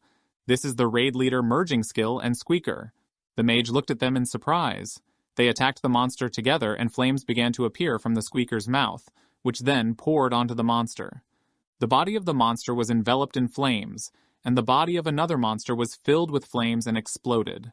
Squeaker skill, a fiery hedgehog, in which spikes of flame break out of fireballs with a certain duration. The magician stood in a daze as she watched what was happening. At this time, Sang-soo wandered through the forest and left marks on the trees. He could not believe that he was once again disappointed. He wandered and thought about the dungeon rat den and why it was so hard to impress him. Jelly My Fave came up behind him and said that there weren't many trees left and offered to finish it quickly. Sang-soo called him his dear squire and agreed with him. He pointed a finger at a tree behind him and offered to attack that tree over there. Guy thought, Squire, this child is in serious need of help. The archers fired at the tree and after hitting it, the monster rats crawled out. Sang-soo asked him to entrust it to him, and after these words, he quickly headed towards the tree. The guy said he was faster than he thought. Sang-soo tightened his grip on his sword, made his trademark swing and told the monster, just to let him know that he should be honored to meet him, after which he made several movements with his sword and was dumbfounded. The monster attacked him and he felt a severe pain in his stomach and cried out in pain. The monster attacked him again. Compared to this one, Squeaker is an angel. Sang-soo's face was scratched by the monster's claws as he thought about how strong this monster was. After the monster attacked Sang-soo, it landed and looked at the remaining players. The Sang-soo sword was stuck in the ground. Here lies a guy with 8th grader syndrome. At this time, another sword was stuck in the ground and Daejong grabbed it and wondered why there are so many of them. Squeaker squeaked his approval. Standing behind him was a mage girl who called out to the raid leader. He turned around and felt a familiar feeling. He remembered Yu-gyong, who called out to him. The magician shouted that this was the last skill, after which she waved her staff and made several movements, creating purple flames around her. Daejong remembered Yu Jong doing the same once. He shifted his gaze to the monster and the girl's magic began to restrain the monster. He smiled and thought that somehow he got the feeling that he was playing with Yu Jong. Besides, this girl looks like a perfect match with him, just like Yu Jong. He remembers talking to her, asking her to join the guild. They were sitting at a table in some establishment and drinking drinks. He said that she was the only one he could trust to run the guild. While they were sitting in such a cozy environment, she looked at her drink and replied that she did not want to be in the guild. She brushed a drop of water from her glass and said that she hated it when there were a lot of people. He handed her a napkin and said that was why he suggested she try it first. It's just a game anyway, and besides, the guild members will definitely like it. He said that for him the guild is like a family, but does it make sense without it? She took it hesitantly and said she understood. She dabbed her wet fingers with a napkin and in exchange asked him not to leave her alone. Now Daejong is standing and watching as the magician gives Squeaker magic stones, and wondered why he keeps thinking about Yugong. The sky was already filled with the bright colors of the sunset, and Daejong said that he had to return. Daejong, Squeaker, and the mage were walking down a long corridor. Daejong noticed Squeaker hugging a girl and said that this is the first time he sees him hugging someone other than him. She replied that he likes being a pet and is very smart, and his magic is good too. She said that he was eating the magic stone and asked if she could give him more. Daejong replied that she should do as she pleases. He thought about how she likes animals. She only talks about Squeaker. The girl asked where he found it, to which he replied that it seems that it was not far from the kingdom of Arthur. It seems that he is the boss of the Rat Cave dungeon. She asked, puzzled, "Boss? Does he say he tamed the boss?" Daejong confirmed her words. She stopped and asked him, "Does he use joint attacks with the former monster?" Daejong replied that he did this for the first time, and thought that it would not work. He started to open the door, and said that it even sounds like something impossible. Daejong looked into the room in surprise, but suddenly he noticed something was wrong behind him. The magician blocked his path with her sword and said that she did not expect this, but it was him, the traitor. Squeaker, upon hearing these words, jumped up and opened his mouth in fright. He wanted to run away, but the magician grabbed him and told Daejong that they needed to talk. She bandaged Daejong's arms and body with her magic, but Squeaker started biting her arm, after which he fell to the ground with a squeak. Daejong laughed and asked if she thought he was a traitor. "This is ridiculous." She led him into the room and the doors closed. At that time, Takwan was in a cave fighting a monster. He drew his sword from its scabbard and attacked the monster and cut off its tail. They had a fierce struggle. Blood was shed. Takwan took off and jumped towards the enemy. The monster growled, and Takwan's eyes lit up. He attacked the monster and cut it into pieces. He landed on the ground and his attack cracked the ground. The system reported an increase in the level. He looked up at the system window, which said that he reached level 35 for the first time. The system window asks if he wants to update his rating. Takwan refused. He thought that it was just level 35. Why would he care about the ranking? It wasn't enough to take the place of the raid leader or allay Yugyong's fears. He remembered how she was going from side to side and worried. She looked at the map and said that this is a problem. The guild quest has begun. They should be the first guild to complete this quest. Charon asked how. They lost their guild name and raid leader.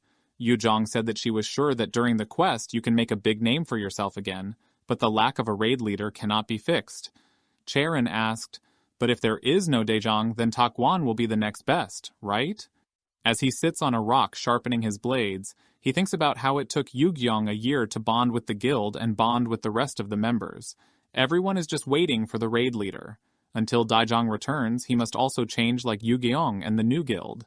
He must change a lot so that no one else can catch up with him. Sometime later, one of the knights said that the repair work is finished. Now that the task of repairing the walls is completed, it's time to return to the raid leader. The magician girl looked into the tent and the swordsmen were surprised at her appearance. She went inside and said that they needed to go back, to which one of the knights replied that they were just about to do it. He broke off when she showed them a piece of paper that had a picture of Daejong on it. She said that the raid leader was supposedly a traitor to the kingdom, but luckily no links were found between him and the two of them. They saw her badge and realized that this was a secret search party. She asked them to follow her to the Corps of Knights. The commander of the Polar Bear Knights has arrived. At this time, the commander of the Knights greeted Daejong and introduced himself. In front of him sat a bound Daejong, who said that he was quite polite. Squeaker was hiding behind the chair Daejong was sitting on. The knight commander laughed out loud and said that he had strong nerves, just like a traitor. Daijong had nothing to say to that and just sighed. The system window reports that the mission information has been updated. We need to find the traitor hiding in the border village. The Polar Bear Knights have declared the raid leader as a traitor. The Knight Commander arrived at the border village to confirm that he was a traitor. Daijong needs to prove his innocence to the commander of the Knights. The item Royal Decree became his property. Daijong lazily said that he didn't want it that much. The system window disappeared and he chuckled bitterly. While Squeaker was trying to break the magic chains, Daijong asked what convinced him that he was a traitor. The commander saw Squeaker and asked if he tamed the dungeon boss Ratcave. The commander said that he must have heard these stories, the legends of the kingdom, the legend of King Arthur who founded the state and named it after himself. He asked, "Can I not explain further?" In the history of the kingdom, there was only one person who tamed the boss. It was King Arthur. But was he able to tame the monster too? Even if it's just a rumor, it's disrespectful to say that now that he's seen it all with his own eyes, what proof of infidelity is needed? After these words, he took out a sword, threatened Daijong with it, and asked again if he needed another reason. Daijong sighed and asked if he was jealous. He is called a traitor for such a pathetic reason. If he is jealous, why can't he say so directly? The commander brought the sword even closer and angrily said that he was crazy. After these words, Daijong saw the commander's sword quickly approach him and pierce his chest. Daijong began to scream in pain. Daijong's health almost dropped to the bare minimum. The commander of the Knights gave him his hard look. Daijong realized that he was dangerous, much more dangerous than he thought. He thought it looked like he was more than just a squad leader.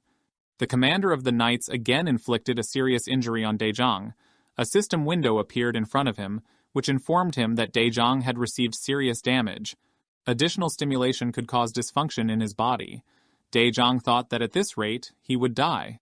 Seeing what was happening, Squeaker rushed to Daijong's defense and spewed out flames to attack the commander. The commander said that this is what he calls loyalty. For a traitor, he definitely has a charm. Squeaker squeaked and wanted to strike, but suddenly he fell down. The commander believes that the magic stone, which he was fed by a magician girl named Hein, is starting to work. He drew a sword from Daijong, approached Squeaker. He extended his hand to him and said that now he will become his new master. Daijong thought that now he should stop the Knight Commander. He didn't think he would have to use it. He took the runestone and summoned Guy Lime. Guy Lime appeared above the commander and Daijong ordered him to break everything. Guy Lime swung his weapon and attacked the commander. The magic dissipated and Daijong was able to move again.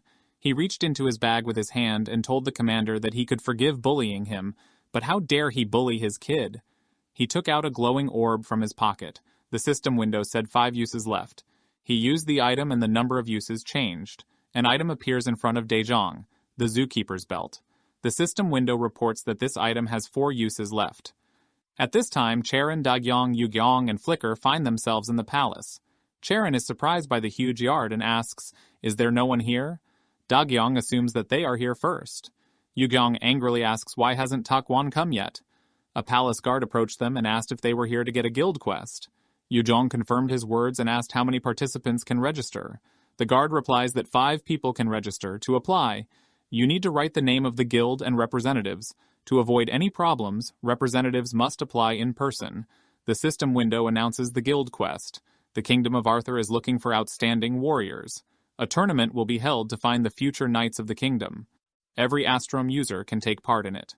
All candidates will receive Kingdom merit points after accepting the major challenge. It is necessary to select 5 representatives from the guild to prepare for the upcoming martial arts tournament. The order does not matter, but participants must apply in person. Yugong repeated, should they apply in person? Since Takwon wasn't there, she became very worried, because the most important person still hadn't come. At this time, Daijong fights against the commander along with Squeaker and Gilime. He says that he tried to solve everything with his quick wits, after which he touched Gilime with his hand, and Gilime's muscle battery skill activated. Daijong grabbed his fire sword and said that they would talk after he put the commander on the ground. The system window said that he could charge his muscles are like batteries. His strength and physical skills will be increased for a while. He pointed his sword at the commander and yelled to end this at once. The commander said he wanted to know one thing. Could he answer his question? Daijong asked why he should do this. Why did he suddenly become interested in a traitor? The commander said that if he did not want to answer, then let him at least listen to his story first. He healed himself and asked if he had ever been betrayed by someone he trusted the most. the one he trusted more than anyone else. Dejong noticed his ability and thought, does the NPC have the ability to regenerate? Or maybe it's black magic? The commander looked at his palm and said that his life was full of betrayals. Every time he was just healed in this way, but recently even his subordinate who swore allegiance threatened him just like him. The commander clenched his hand into a fist and rushed to the attack. Dejang had a sword in his hand and he asked who did he call underlings. From now on he will obey him. Dejong swung his fire sword and activated strengthened skill, Muscle Strike, the swordsman's basic skill. Power Strike has been enhanced with Muscle Recharge. The commander said that there was some kind of force in it. Their swords began to crack from these attacks. They need to continue. The commander asked how Dejong thinks he did to them. Dejong clenched his hand into a fist and swung to strike, activating the Guy Lime-linked skill, Muscle Punch. Gather all the energy from Muscle Recharge and release it in one punch. During this battle, the commander said that he had sacrificed them, to which Dejang replied that no one asked this freak. He starts punching the commander all over his body with fiery fists, causing him to fall to the ground. Dejang yells that he should be running away, not running his mouth, stupid. Dejang has leveled up many times over. This took longer than he expected, and he yelled at the squeakers that it was time for them to leave. The commander asked if he was not interested in what they were victims for. Black smoke was coming from him, and he said that a new power would appear soon. At that moment, the doors open and the knights and mage rush in. They shout, "Raid leader!" The magician saw what was happening and took out her weapon, after which Dejang shouted to the soldiers to suppress the magician. The knights shouted to him that he would not pass and blocked the way. What a mess. The commander turned into a huge sinister monster, who said that the putrefactive stench had penetrated here too. Meanwhile, Tak Guan stood in front of the robed people. One of them said that he had heard that he was silent, but he did not expect him to be just like a Buddha stone. Tak Guan remained silent, and the man in the robe said that there was nothing funny about such a kidnapping. He used his power and a magic rune appeared underneath him. Tak Guan shifted his weapon around and asked, "Kidnapping?" At the same moment, green chains with blades at the ends flew towards the people, and they stuck into two people. Tak Guan dexterously controlled his weapon, and the guy in the robe charged and shouted that he was a jerk. Tak Guan stopped the chains and jerked them back sharply. The guy in the robe turned around and the chains hit him on the back. From the blow, he dropped to one knee, but the shield on his back did not allow him to suffer. He asked, "Is he going alone against the seven? Is he crazy?" He used his magic and flames crept up to Tak Guan's feet. He managed to jump back in time and asked if they are the ABC Guild from Rue Online. The guy took off his hood and asked how about they team up before the guild quest ends. They cannot lose to a guild that does not have a raid leader. At this time, the commander of the knights turned into a monster and said that there is a mess. This stench has also penetrated here. He threw aside his armor and sword and said that he would give them some useful information. The armor and sword hit the floor with a clang, and the monster said that he was the boss monster from the myth of the founder. The system window said the job was created based on the detection of the guardian deity. King Arthur was the only one on the continent who was able to found a country by taming the boss monster, the guardian deity of the vanished kingdom. He needs to defeat a mysterious guardian who has somehow reappeared. Dejong picked up the armor and said that he didn't know how strong he was back then, but he was sure he was quite strong. He asked if they were sure he would win if he took advantage of it. Should he fight him like a boss? He examined the sword and wondered if that would be too much. He noticed purple flashes behind him and turned around. He saw how the magician girl began to conjure and magic shells hit Guy Lime. He asked what kind of monsters. The knights attacked her and exclaimed how dare she attack the raid leader. The girl said that now is not the time to fight each other. Dejong said that as far as she could see, the knight commander had turned into this monster. And Gilliam is his subordinate. Who to believe? The decision is hers. Will she choose the monster pretending to be the commander of the knights, or him who was accused of betrayal? The girl was confused and didn't know what to say.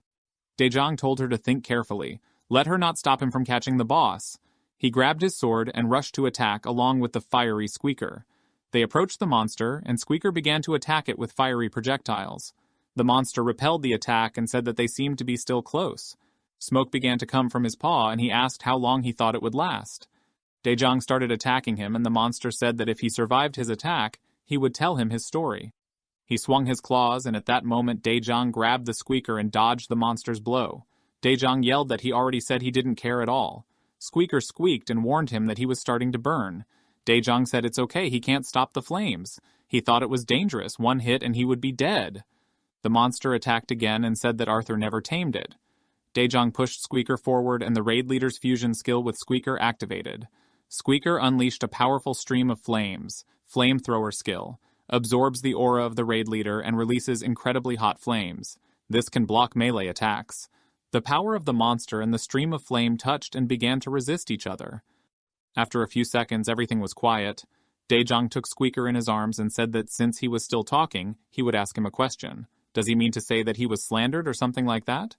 The monster asked if he was finally interested in him. He confirmed his words and said that at first they were bound by a contract. As a condition of helping people in war, he accepted the price of human sacrifice. Daejong said he thought he didn't keep his promise and asked if he was still angry about it. The monster said it wasn't. Having tasted blood, he could not stop the war.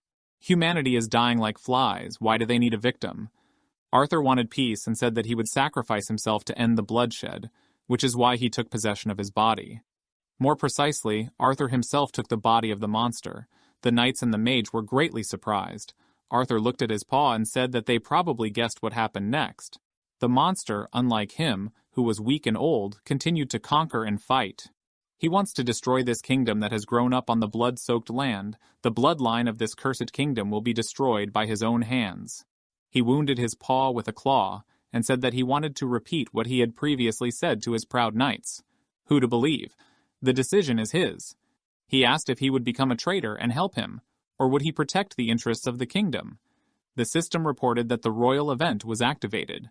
The scenario of the next task depends on the choice made. King Arthur, who lived his life in injustice, gathers all his strength in order to overthrow the power in the kingdom. Will he help this man to accomplish his revenge? The rewards and difficulty of the quest cannot be estimated. Daejong said he almost forgot and asked if he could ask one more question. Was he really betrayed? Arthur did not answer. Daejong grabbed his paw and said that he was the one who started the war, and also he was the one who survived. He remembered his words that he made a sacrifice and said that it was he who sacrificed and still sacrifices human lives. Arthur yanked his paw out of his hand and said it was funny. He looked down at his wound and said that opportunities like this don't come along very often.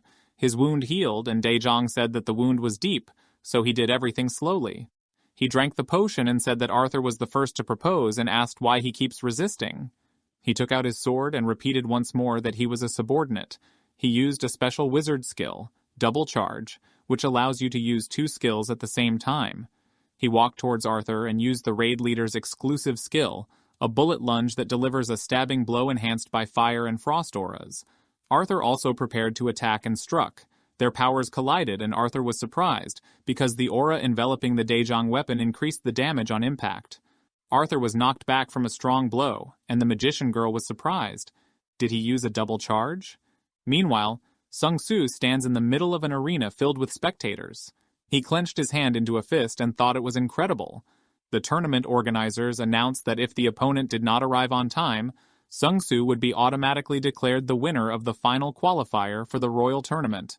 He straightened his hair, chuckled, and said that apparently his opponent had shit in his pants and fled. He abruptly stopped his hand and thought that he almost ruined his hair. He shouted that apart from the raid leader, he is the best here. No wonder he was so scared. Yujong sighed tiredly and nervously and said that this idiot is even here talking about the commander. Charon laughed and said that he was really funny and asked if he took the name of their guild, right? Yujong confirmed her words and asked, but why is she the only one who is embarrassed here?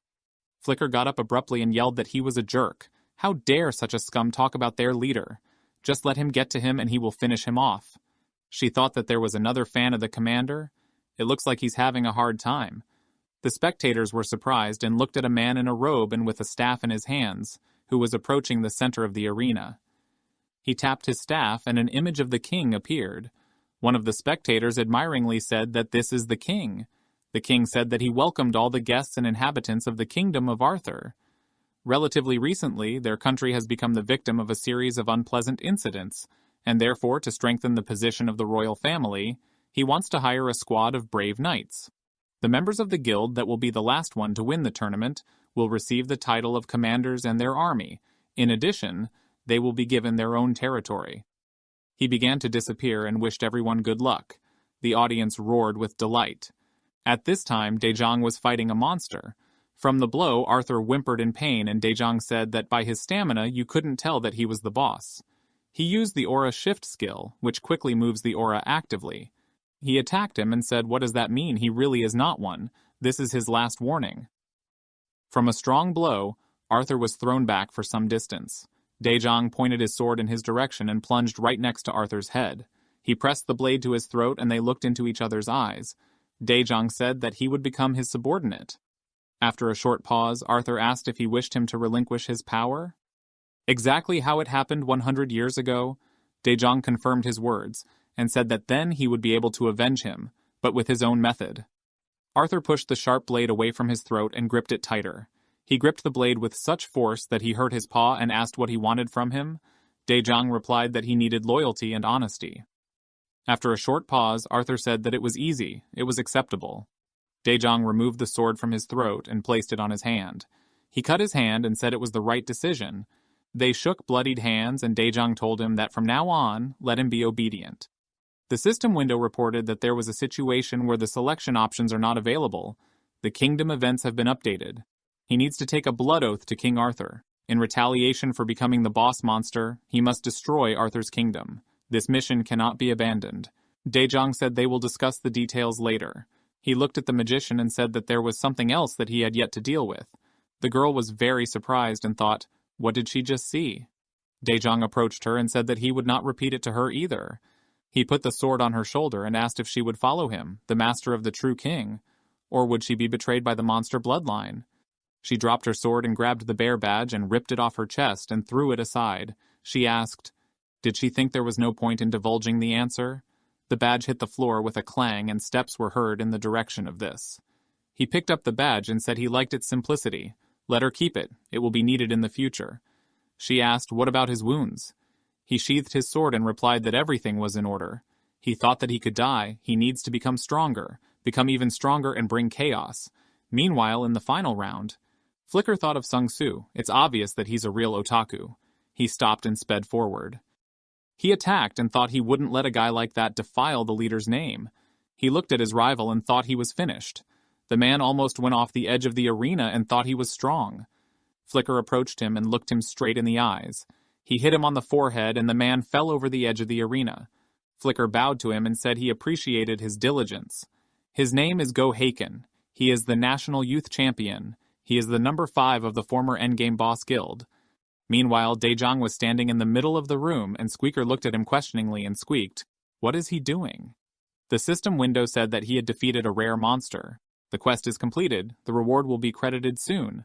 The new title for defeating the historical monster will soon be recreated. Its reputation has increased by 1,000 points.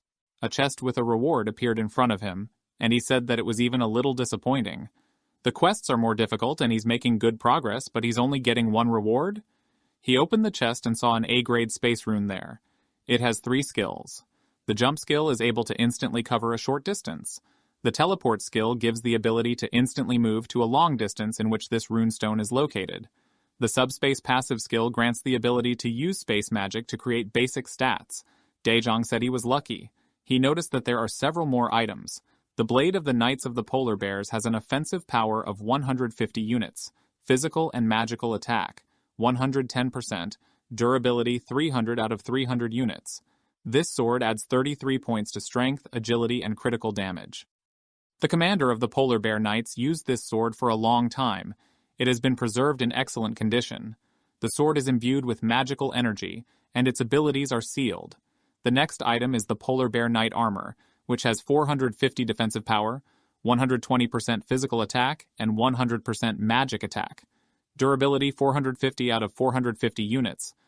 This armor adds 2,200 points to health and magic attack, adds 44 points to magic resistance, and adds 22 points to fortitude.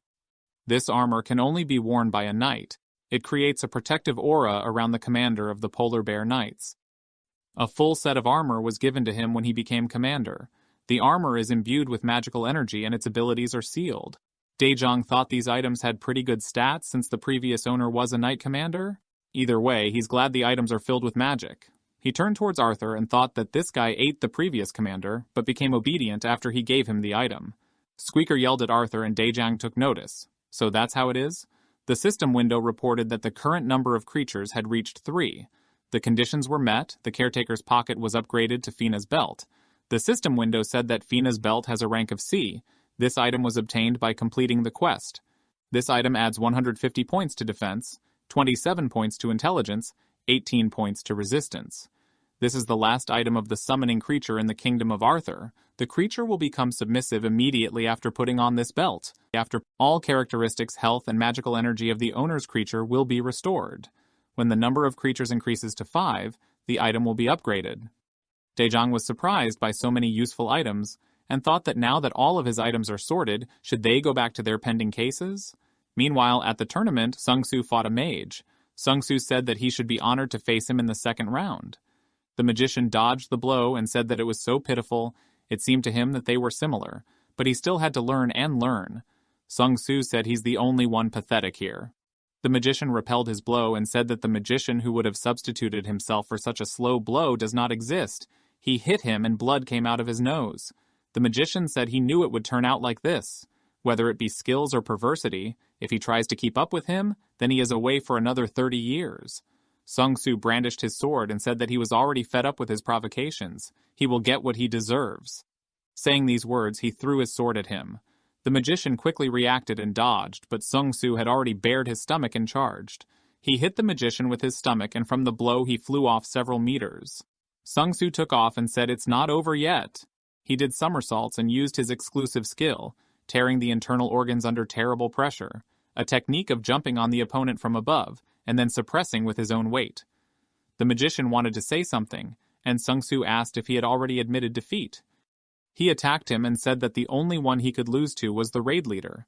At this time, Daejong ordered his subordinates to stand in 2 columns. He called the monster Kola, the magician girl, Hein.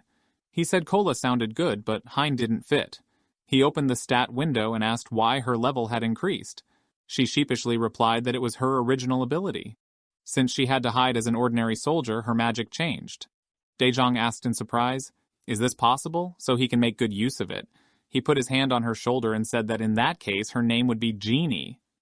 Squeaker laughed and the system window said that the conditions were met. Now he can organize subordinate creatures. To do this, he needs to go to the appropriate window.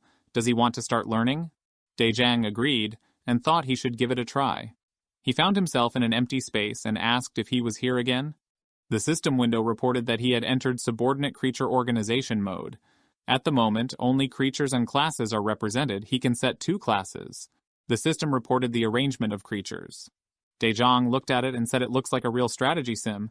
He pointed to Squeaker and wondered what name he should give this class. An idea came to his mind, and he chose Private First Class for Squeaker. He laughed and said, if he has a class, then only the military PFC for Squeaker. He burst into laughter and set the rest of the private class. He divided them into 2 groups, said that now it is more like a squad. The system window said that the placement of the creatures is completed. The highest class will automatically be determined by the leader of the group. Subordinate creature organization training completed. He returned from empty space and the system announced the task. Protecting the borders of the Kingdom of Arthur. He did not complete the second point of the mission. Daejong told the knights and Genie that they can advance to the kingdom first. Tarzan exclaimed that their task was to defend the border. Daejong replied that he would stay behind and take care of it, and let them go and report the traitor. He said they could just say that he was the traitor. He took out a runestone and said that later they would need to tell him everything that happened there. He would take care of the rest himself. He asked if they understood everything. They agreed, and Daejong asked Gilim and Kola to take care of the monsters near the fortress wall. Kola asked what he was up to. It seems to him too hasty a decision. Daejong called out to Squeaker and angrily asked, did he not raise him? Does he dare to call himself a private first class after that? Squeaker saluted him and ran towards Kola. He hit him and started cursing. Daejong said they were his subordinates. Let them just do as he says.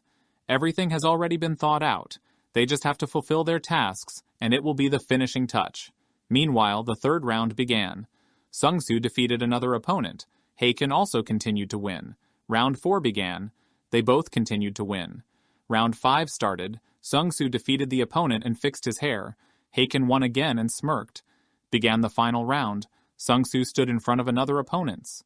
They looked at each other and Sung-Soo said that he was very sorry for him Because the enemy of his idol is his enemy. May he accept it with honor. The man asked if they hadn't seen each other before. At a glance, it is clear that he is an ordinary crypto scammer. How dare he talk to adults like that? Sung Su's face twisted in disgust, and he said he was a vile ignoramus. He moved quickly and told him to see his superiority. He extended his hand forward, and a large blue hand flew towards the man. It was a Sung Su exclusive skill that hits the target with a huge palm and immobilizes them for 30 seconds. A large hand approached the man, but at the last moment he grinned and erected a stone barrier in front of him. Sung Su said that he should defend himself like a guild number 2. He attacked and said that such protection is not enough. Sung Su's blow took half of the man's health, and he thought, why such a strong damage? Sung Su swung his hand and said that apparently he still did not understand this. He attacked him and said that it was because he was terribly cool. At this time, Sung Su's victory was shown on the screen in the observation room. Yu Zhong angrily said that first they locked Tak Guan in prison, and now they are going to send him to war. They knew he couldn't use chat or any skill, which means they did it on purpose. She leaned back in her chair and said that his victory over the ABC Guild was quite beautiful. She sighed and asked if she should be happy about it or not. Dagyong said that this Sung Su is pretty good. It may seem like he got lucky in the finals, but the ABC Guild is going through a difficult situation right now. She turned to Yu Zhong and said that he has talent. She looked at her, and Yu Zhong said that he managed to defeat the ABC Guildmaster, but she was not sure about his ability. She started biting her nail and said that he was one thing, but she was more annoyed by the fact that Tak Guan was locked up in a dungeon, and because of this, her plans to use the strongest member in the final round failed with a crash. Dagyong looked at her, and a message appeared in front of them from Tak Guan saying that he would deal with the ABC Guild. The second battle of the final round began. Haken bowed to the girl and wished her good luck. She admiringly said that it was Mr. Flicker. After watching his string of victories, she became his fan. She is honored to meet him. He looks even cooler up close. He smiled awkwardly and thanked her. The admiring smile on her face was replaced by an unkind smirk, and she said that, nevertheless, the game is a game. She coated the blade with poison and said that she would not be lenient with him. He thought it was such a relief. He held his sword out before him and thought he almost said he would fight with honor. His sword sparkled, and he thought that if she played giveaway, she would lose too quickly. For critical damage, he will aim for the neck. This is quite possible. The girl rushed to the attack, and Haken thought that he needed a moment when she stopped using the skill. The girl ran towards him, but suddenly began to slow down. Haken noticed this and attacked. He made his move. The impact sent the girl flying away. Haken's exclusive skill is a flickering shot that pierces with the power and precision of a firearm. It deals damage to the opponent's weak points. After using the skill, a cooldown is required. He defeated the girl with one blow, and applause was heard. He smiled smugly and thought it was a good hit. He turned around to see the reaction of the organizers, but saw a purple flash. Daejong's subordinates came out of the portal. They were very serious. Haken's ears turned red, and he thought that he had an important process here. Meanwhile, at IG Soft, Zhou Yanbi was typing furiously on the keyboard. He said things would get worse at this rate. Something is obviously wrong. In this situation, if he dies in the game, then he risks dying in real life. Data related to the raid leader is not yet available. He's not sure, but it's possible he's using an electrical stimulation system that's only been tested as a last resort. There are no problems with other players, but with the raid leader, everything is more difficult. He printed out the documents and thought that it was risky to turn off the electrical stimulation system because you could die while in the game. So the only exhalation is later in the president's office. Zhou Yanbi gave him the documents and waited for him to read it. He said that's why they should make an announcement that the raid leader is alive. After a short pause, the president looked at him and said that then he had one proposal. He threw the documents on the table and said that he was offering him a 3-fold salary increase. Let him get the maintenance staff of the raid leader and form a team to find the bug, and he'll triple his salary until this incident gets out. Zhou Yanbi asked why they should be from the maintenance team. The president replied that by creating a separate team for the raid leader of only 4 people, this should minimize the possibility of a leak if a problem was later discovered. He dialed the HR team number and asked, so what was he going to do some time ago? Daejong stands in the middle of the library and says that there is nothing special about this building. It looks like this place has been abandoned for a long time. He took a book from the shelf and wondered, but why is there no dust at all? He wondered if it was possible that someone was thinking the same things as him. He opened the book and thought, maybe there is something here. It must be so because the mission is especially strange this time, even after the mission to protect the borders. He thought it was the end of the traitor's mission, but he was recognized as a fake knight commander by the boss of the mobs, as well as the fact that he is the real king of the kingdom, Arthur. Even though he has a soul swap, he is not as strong as normal bosses. He doesn't even have to fight, even if he defeats him. Nothing will change. Squeaker caught on the book and started to fall, but Daejong caught him and thought he couldn't believe that the border defense mission was just to kill time. They must want something from him. He put Squeaker on the shelf and he began to read the book. Daejong looked at him with a smile and said that he would kick his ass if he just sat and read. Squeaker looked at him in fear and squeaked. Daejong thought that Squeaker's stats should increase due to his hobbies like books and magic stones. Although he is frustrated that he cannot see his status window, he hit his palm with his fist and asked, "He said he would make him a weapon, didn't he?" He called up the system window and said that he would make him a sword first. He uses magic stones, praying mantis blades, and a compression ring. He will make a sword out of the things he collected during the Guylime mission. He wondered if he could combine the 3 magic stones, right? He started to combine items and said it would work somehow. The golden inlays on the floor suddenly lit up and began to sparkle, and the next moment there was an explosion. The room was filled with smoke and dust. Squeaker and Daejong lay on the floor and Daejong said it was a good try, and he apologized to Squeaker. Squeaker shifted his gaze to the sparkling orb in Daejong's hand. An unusual blue sphere sparkled in his hand. At this time, 3 of his subordinates arrived at the tournament. The captain of the guard asked what they were doing here. He looked at them puzzled and Genie put up a magical barrier. The captain of the guard asked if this was a barrier. Tarzan told him that a traitor had appeared in the border village, so they returned first. The captain of the guard asked in surprise, "What? Traitor?" Genie confirmed his words and said that it looks like he made the cracks on the wall.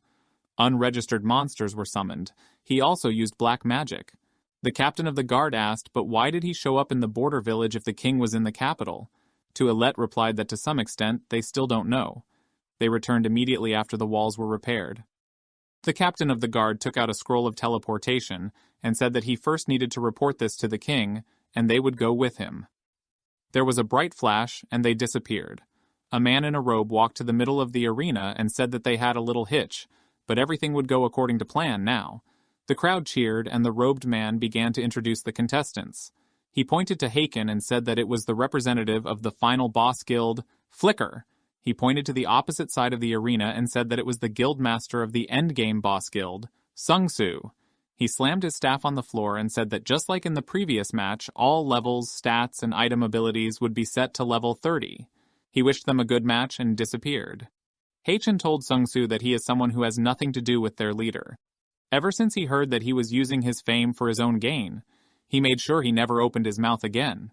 He used the electric aura skill, which condenses and releases thunder magic power. Sung-Soo chuckled, and said that he seemed to feel the aura of the raid leader emanating from him. Even if he was jealous of him, it was all a foregone conclusion. He used the warm-up skill, which increases attack by stimulating the muscles, and began to rotate his arm rapidly. They attacked each other while using their skills at the same time. Haken used the Sword of Speed skill, which delivers a quick blow to the opponent. Sung-Soo used the Sword of Gravity skill, a quick swing towards the opponent. Their swords clashed, and Haken thought his sword was heavier than he thought, and faster too. If he made a mistake, he would be pushed back. He attacked him first, but he survived. He jumped back and thought, "It's not that easy. Isn't it too burdensome?"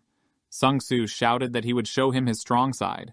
He used the bulk-up skill, which instantly increases muscle and fat mass, allowing him to gain more explosive strength. He braced himself and said it was just like the raid leader, forged toughness. Let him test his physical strength called Very Cool Spiral Kick King Emperor God. This Sung-Soo exclusive skill allows him to quickly spin in a circle while swinging his sword. This causes great damage to the opponent.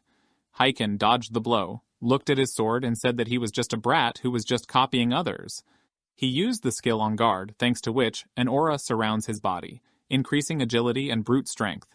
He prepared himself and said that the raid leader also has the power of mind. He attacked using the Thunderstrike skill. This is an attack that is fast as lightning, inflicts massive damage to the opponent. Sung-Soo's spin produced smoke. They were about to tear each other to shreds. But suddenly a man in a robe appeared and told them to stop fighting. An emergency has occurred. Haken and Sung-Soo looked at him in surprise. The man in the robe knelt down and said that the king had declared the two of them the winners.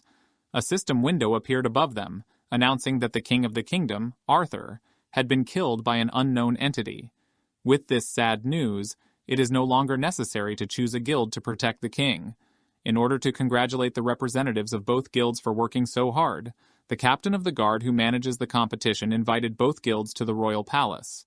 They need to contact the captain of the guard to collect their rewards.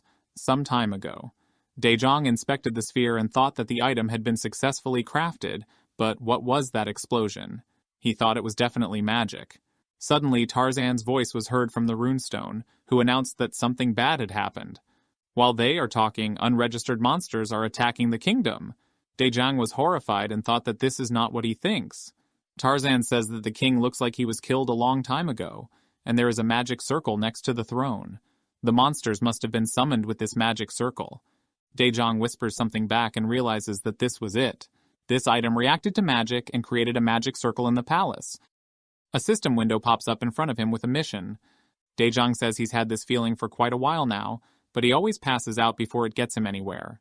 The system notifies that after the completion of the mission, the summoners were called. Kola asks, did he send him to work alone? What could he do if the magicians were already activated? Daejong and Squeaker looked at each other. Squeaker ran up to Kola and kicked him in the leg, calling him a jerk. Kola says that these people will go this way. This is the magic circle he guarded. Kola asks that if they come, then he should not be rude. At this time in the building of the guild ABC, the guy says he always stays away from really good raids. After these words, a blade on a chain thrown by Tak Guan hits him. The other guy screams his name and draws his sword, but is immediately stabbed by Tak Guan.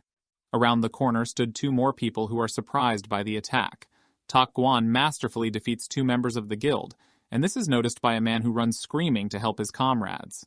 Tak Guan uses the basic swordsman skill, 3-step cut. This is a quick cut 3 times, almost the same as with a dagger. Tak Guan uses Flicker's special skill chain cut. This skill allows you to combine magical powers with a chainsword. After defeating the man, Tak Guan lands and asks, did he say they went on a raid? At that time, before Daejong, a system window appears in which it says that the mission was completed successfully. Additional rewards will be issued for completing hidden missions. The status window can be viewed. He can also view the details of summoned creatures and soldiers in the command and control section. Daejong asks to wait.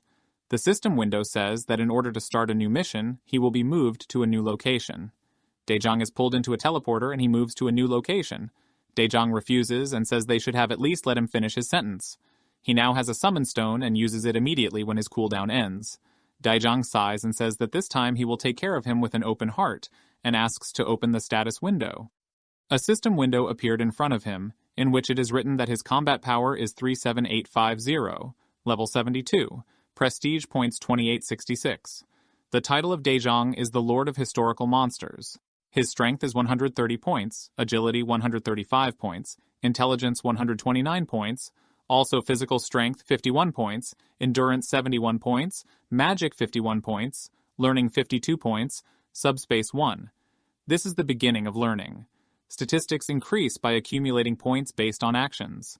Individual statistics cannot be displayed. The user can determine the distribution of experience points by setting the weights in the base statistics. Moreover, items and runes can gain additional weight. The user can receive hidden statistics depending on their actions. Hidden stats can be created using items and runes. The user's abilities will be automatically analyzed and converted into combat power. Only combat strength will be displayed if another user checks the status window with a skill or discovery task. Daejong, looking at this, says that everything remains the same as in the beta testing phase, and this is very good. Squeaker runs forward a little and gestures to ask why he's not using a sphere. Daejong says he forgot about it when the other guy spoke up. Now they will see if this area is well done. He passes the orb to Squeaker and it shrinks to fit in his hands. The system window says that this item is a raid leader's orb with no class. Attack power is 100 points, increases physical attack by 100%, magic attack by 120% and has no durability, also adds 36 points to intelligence and 3,600 points to magic power. This is a magical tool crafted by the raid leader himself. For the full use of the sphere, special conditions must be met. Squeaker thinks he might lose it if he carries it around. He should be kept in a safe place, which is his cap. He hides the orb under his cap and thinks he's a genius. Daejong notices the huge amount of dust being created by the blue goblins running at them.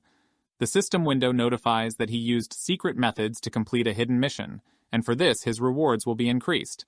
Grade A Resurrection Branch Bundle, 5 consumable item. Can be used to harness strong energy that does not exist in this world to revive the dead. Cannot be used on the same person. The second item is an unknown key with no score. This is a key that responds to a certain magical power. The third item is Grade A Spirit Bottle, which is a rechargeable item with 3 charges that recharge every 3 hours. This bottle will fill up with liquid spiritual energy at regular intervals. It can be used to erase anything. Daejong is about to take the items, but is run over by a mob of goblins who ignore him. Daejong collects items and asks what this time. This irritates him very much. Other goblins run by. Daejong stops the goblins as he puts the items back in his inventory and asks, why is he so annoying? If he has a mission, then he can just give it to him. The goblins looked at him in bewilderment and ran on. Daejong's ears turn red and he asks if he's going to do anything. Then why did he bring it here? He didn't let him finish his coke. 30 minutes later. Squeaker spins on his back while Daejong sits and thinks that getting stuck in the astrum is his biggest problem. 10 minutes later. Squeaker is putting together a house of cards, and Daejong thinks that as a Korean and a player, he should always have a way to get away even in the worst scenarios. After 1 minute. Daejong hopes it's not that he's really doing nothing. In a few moments, Daejong starts laughing out loud and kicks the ground hard and asks that stupid artificial intelligence to stop messing around and just give him a mission already. Some time ago, Tarzan says that the monsters must be summoned through this magic circle. Daejong says that they should tell the guard commander that he is a traitor for now. He will help them get rid of the monsters. Tarzan says he understands and asks the raid leader to be safe. Genie notices that a monster has appeared behind them, which was able to break through the barrier. Tarzan and To Elite strike at the monster. Genie says it's black magic and her defensive magic won't work. To Elite and Tarzan say she can leave it up to them and keep calling. Genie says that she understood them and removed the barrier, behind which stood several more monsters. Guys think there are too many of them. From behind their backs, several magical waves swept past, hitting one of the monsters. The man says they should all step back. The guard commander releases several magical waves and asks what they want to tell him. Genie throws off her cape and says that she is a member of the Polar Bear Knights search party. As a result of a secret investigation, they confirmed that the traitor was the commander of the Border Defense Knights. He tamed the monster boss and even integrated his skills. To Ilette and Tarzan wonder if the raid leader will be okay. The commander of the guards says that they should immediately return to the Polar Bear Knights and report the situation. Sometime later to the ABC Guild building. Charon says that Takwon are really scary when they get angry. Dagyong says he destroyed them. Yujong asks where did he go after he trashed everything like that. Charon says that knowing him is only the beginning. Dagyong says things are getting out of control. They need to meet with the ABC Guildmaster and settle things once and for all. Yujong asks if she really thinks they can stop Takwon. She doesn't think they should stop him. Charon asks how they can stop him in a fit of rage when even the raid leader couldn't do it. Dagyong asks what she means by saying they don't have to stop him. At the same time, a group of players see Takwon. One of the guys does not even have time to say something and gets hit by him. Someone asks where did he come from. Takwon throws both of his swords at the people as he grabs the chain and starts spinning. He jumps and, pulling his sword, strikes at another player. One of the players tells the other that he must shoot him. The player fires the crossbow, but Takwon pulls the sword and the arrow hits their ally. The player with the axe runs towards him and strikes, but Takwon dodges, counterattacks, and the crossbowman hits his ally again, and Takwon throws his sword at him, which hits the target. Yujong says she means they should just show them. The player that Takwon fought rises. Takwon uses the Flicker special skill Chain Hail, which temporarily showers perfectly similar weapons. Yujong says that this is what happens when their guild is contacted. At the same time in the royal palace. The guard commander tells Sungsu and Haichin that they are both young and talented people who have made it to the finals. They have a bright future ahead of them. Sungsu asks, "Isn't such a compliment somewhat embarrassing?" Haichin says that he is still missing something in many aspects. The guard commander says that they had no choice but to stop the battle in the middle due to the incident.